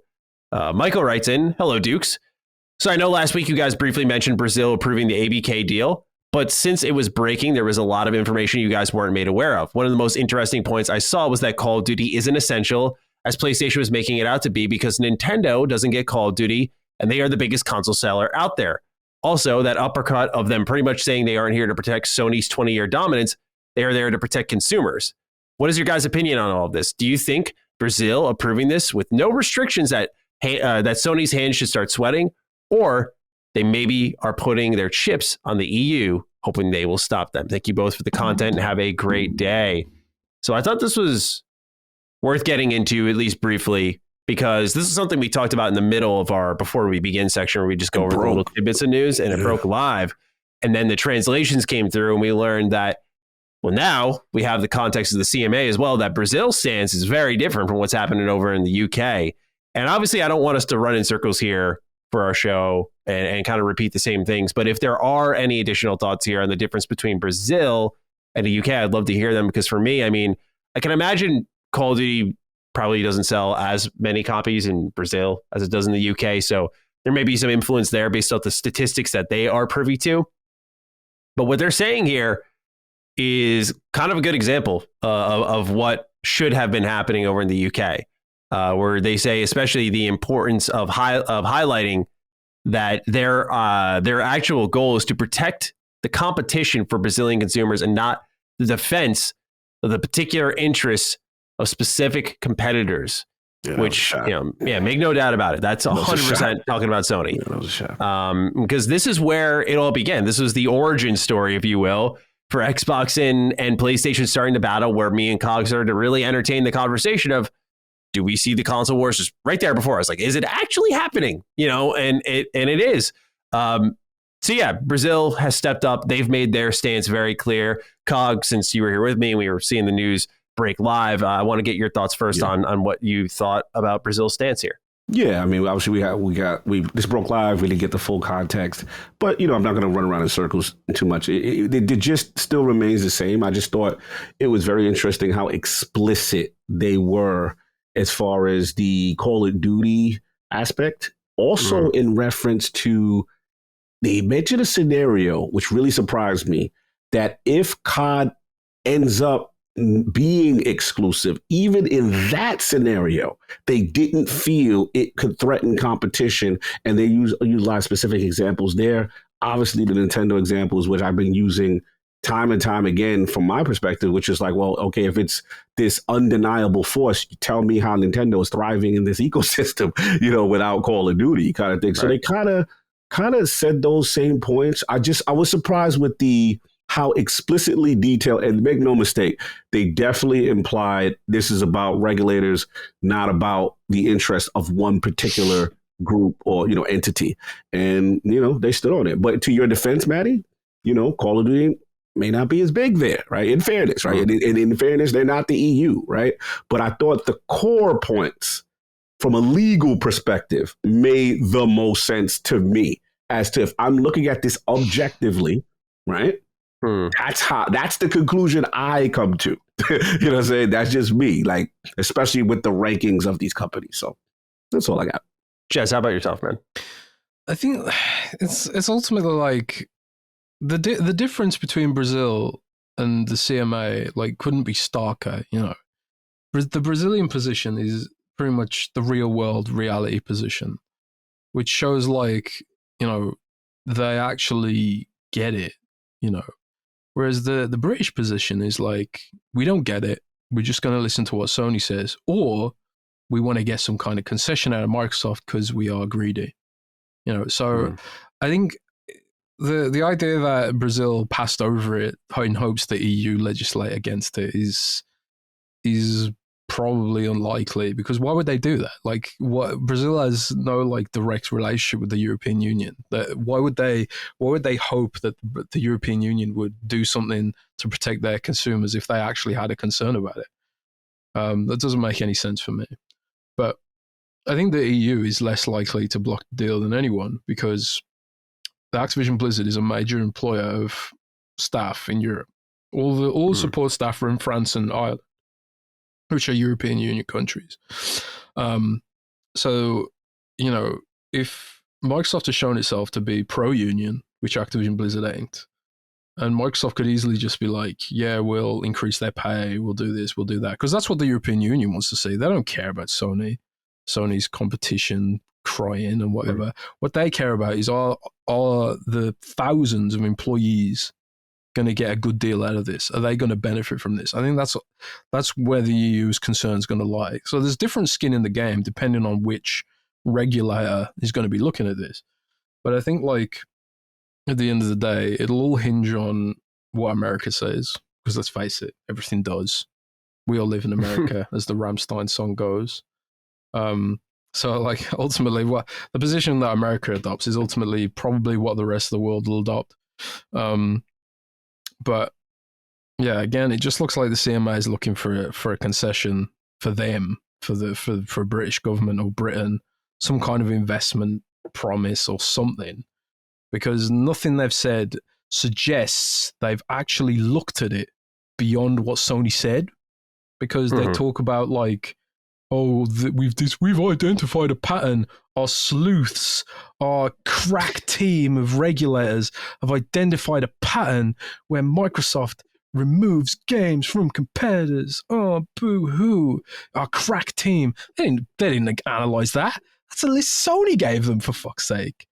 And where's the mention of Minecraft Dungeons? Where's the mention of Minecraft Legends, which is coming out next year? Where's the mention of Fallout 76? Where's the mention of Minecraft itself, for God's sake? There's no mention of any of this stuff because Sony gave them the list, because they haven't done any work, because they suck, which we've established. Jesus, yeah, it's just the biggest acquisition in the history of video games. That's all. Yeah, that's all. Dude, if anyone's listening to this and thinking, oh man, this Jez guy's biased, it's true. I am biased. And I'll explain why. I need World of Warcraft away from Bobby Kotick. Oh, so you care about the game. So wait, let me explain. So in your opinion, the condition of the game underneath a Microsoft regime is more appealing than the current status? Yes. Unequivocally, yes. Diablo Immortal would not exist under the Microsoft regime, because they've got a policy against gambling and loot box mechanics in games. So, some of this, and the British government was actually called to look at Diablo Immortal and gambling and loot boxes. The CMA actually issued a statement on Diablo Immortal a few months ago, which is laughable, when you think about how dumb they're being about this deal. But what was it, the Gambling Commission? Some pointless British establishment looked at it.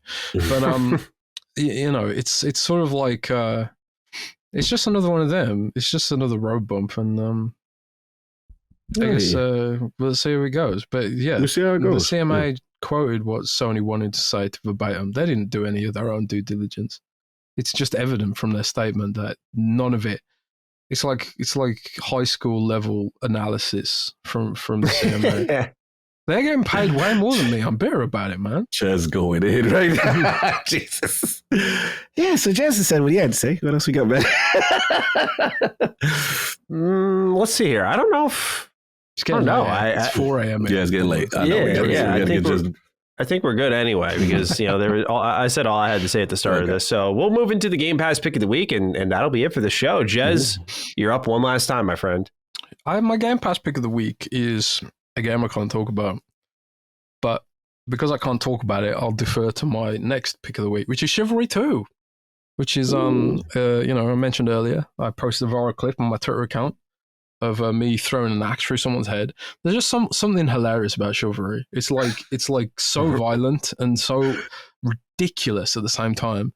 Like, you can pick up someone's head and then throw it to kill someone else, and you can pick up your own arm and like just play with it, you know. Like, people lop your arm off and you can still go swing around with a one-handed weapon. It is ridiculous fun. It's crazy fun, and the combat's surprisingly deep and strategic. It's so satisfying when you outplay someone in melee combat. It's so satisfying.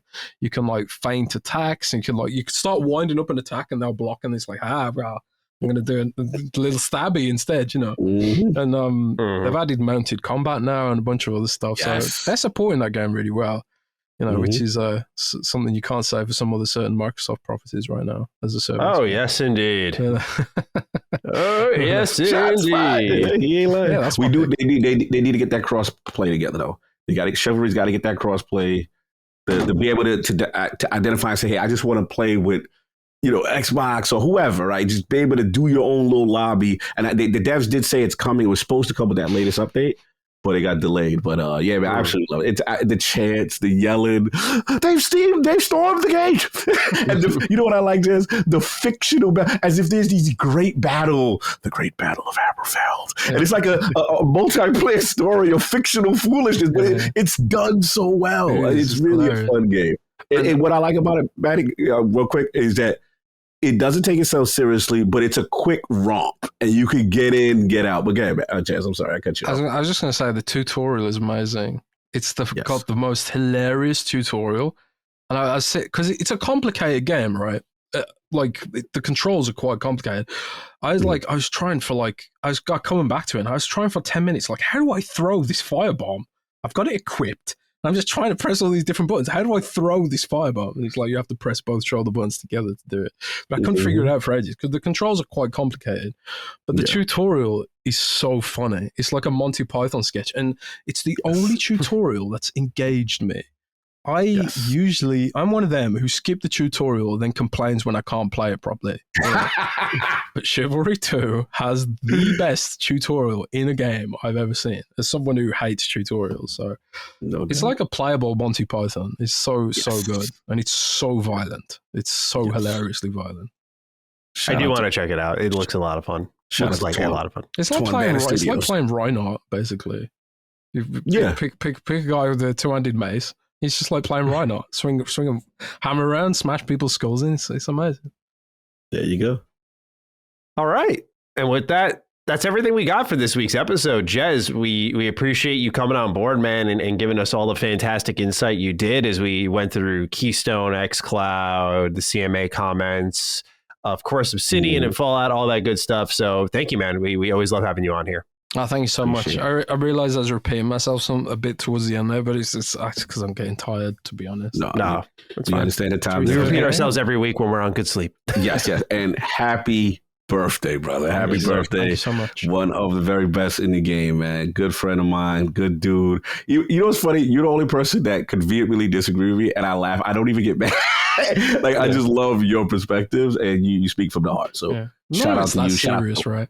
Yeah, it's not exactly. That's what I like about it. That's what I like about the way you approach things. And shout out to Windows Century. You guys are doing excellent work. Love the pieces. Love what you're doing. It's always cool to see you get the proper respect and attention you guys deserve over there. Thank you so much. It's awesome to be here, and thanks for having me. Of course, man. Well, we'll get you to bed now so you can wake up and enjoy the rest of your birthday. Ladies and gentlemen, thank you so much for tuning in. If you got this deep into the show, I'm going to say use the hashtag JezDD. Yeah, that's what JezDD. Hashtag JezDD. Go ahead, post it in the comments or on the Patreon post. Or if you go over to the Twitter, I'm at GC7Status, at Lord Cognito, at Jez Corden. Tag all of us, hashtag JezDD. Let us know what you thought of the episode. We're looking forward to seeing all of those. And with that, take great care of yourselves, and we'll see you next time with episode 94 of Defining Duke and Xbox Podcast. Peace out. Peace. Defining Duke, an Xbox Podcast, is a product and trademark of Last Stand Media and Collins Last Stand LLC, and is recorded from the United States of America. The show is conceived by Matthew Mr. Matty Plays Schroeder and me, Colin Moriarty, and is written and produced by Matthew Schroeder. Maddie's co-host is Barry Lord Cognito Eversley. Defining Dukes executive producer is Dustin Furman, and the show is edited by associate producer Ben Smith. All of Last Stand's theme music is by Ramon Narvaez. As you know, all of Last Stand Media's shows, including Defining Duke, are fan-funded on Patreon at patreon.com/laststandmedia. The following names are at the producer support level on Patreon, and we're thankful for your kindness and generosity.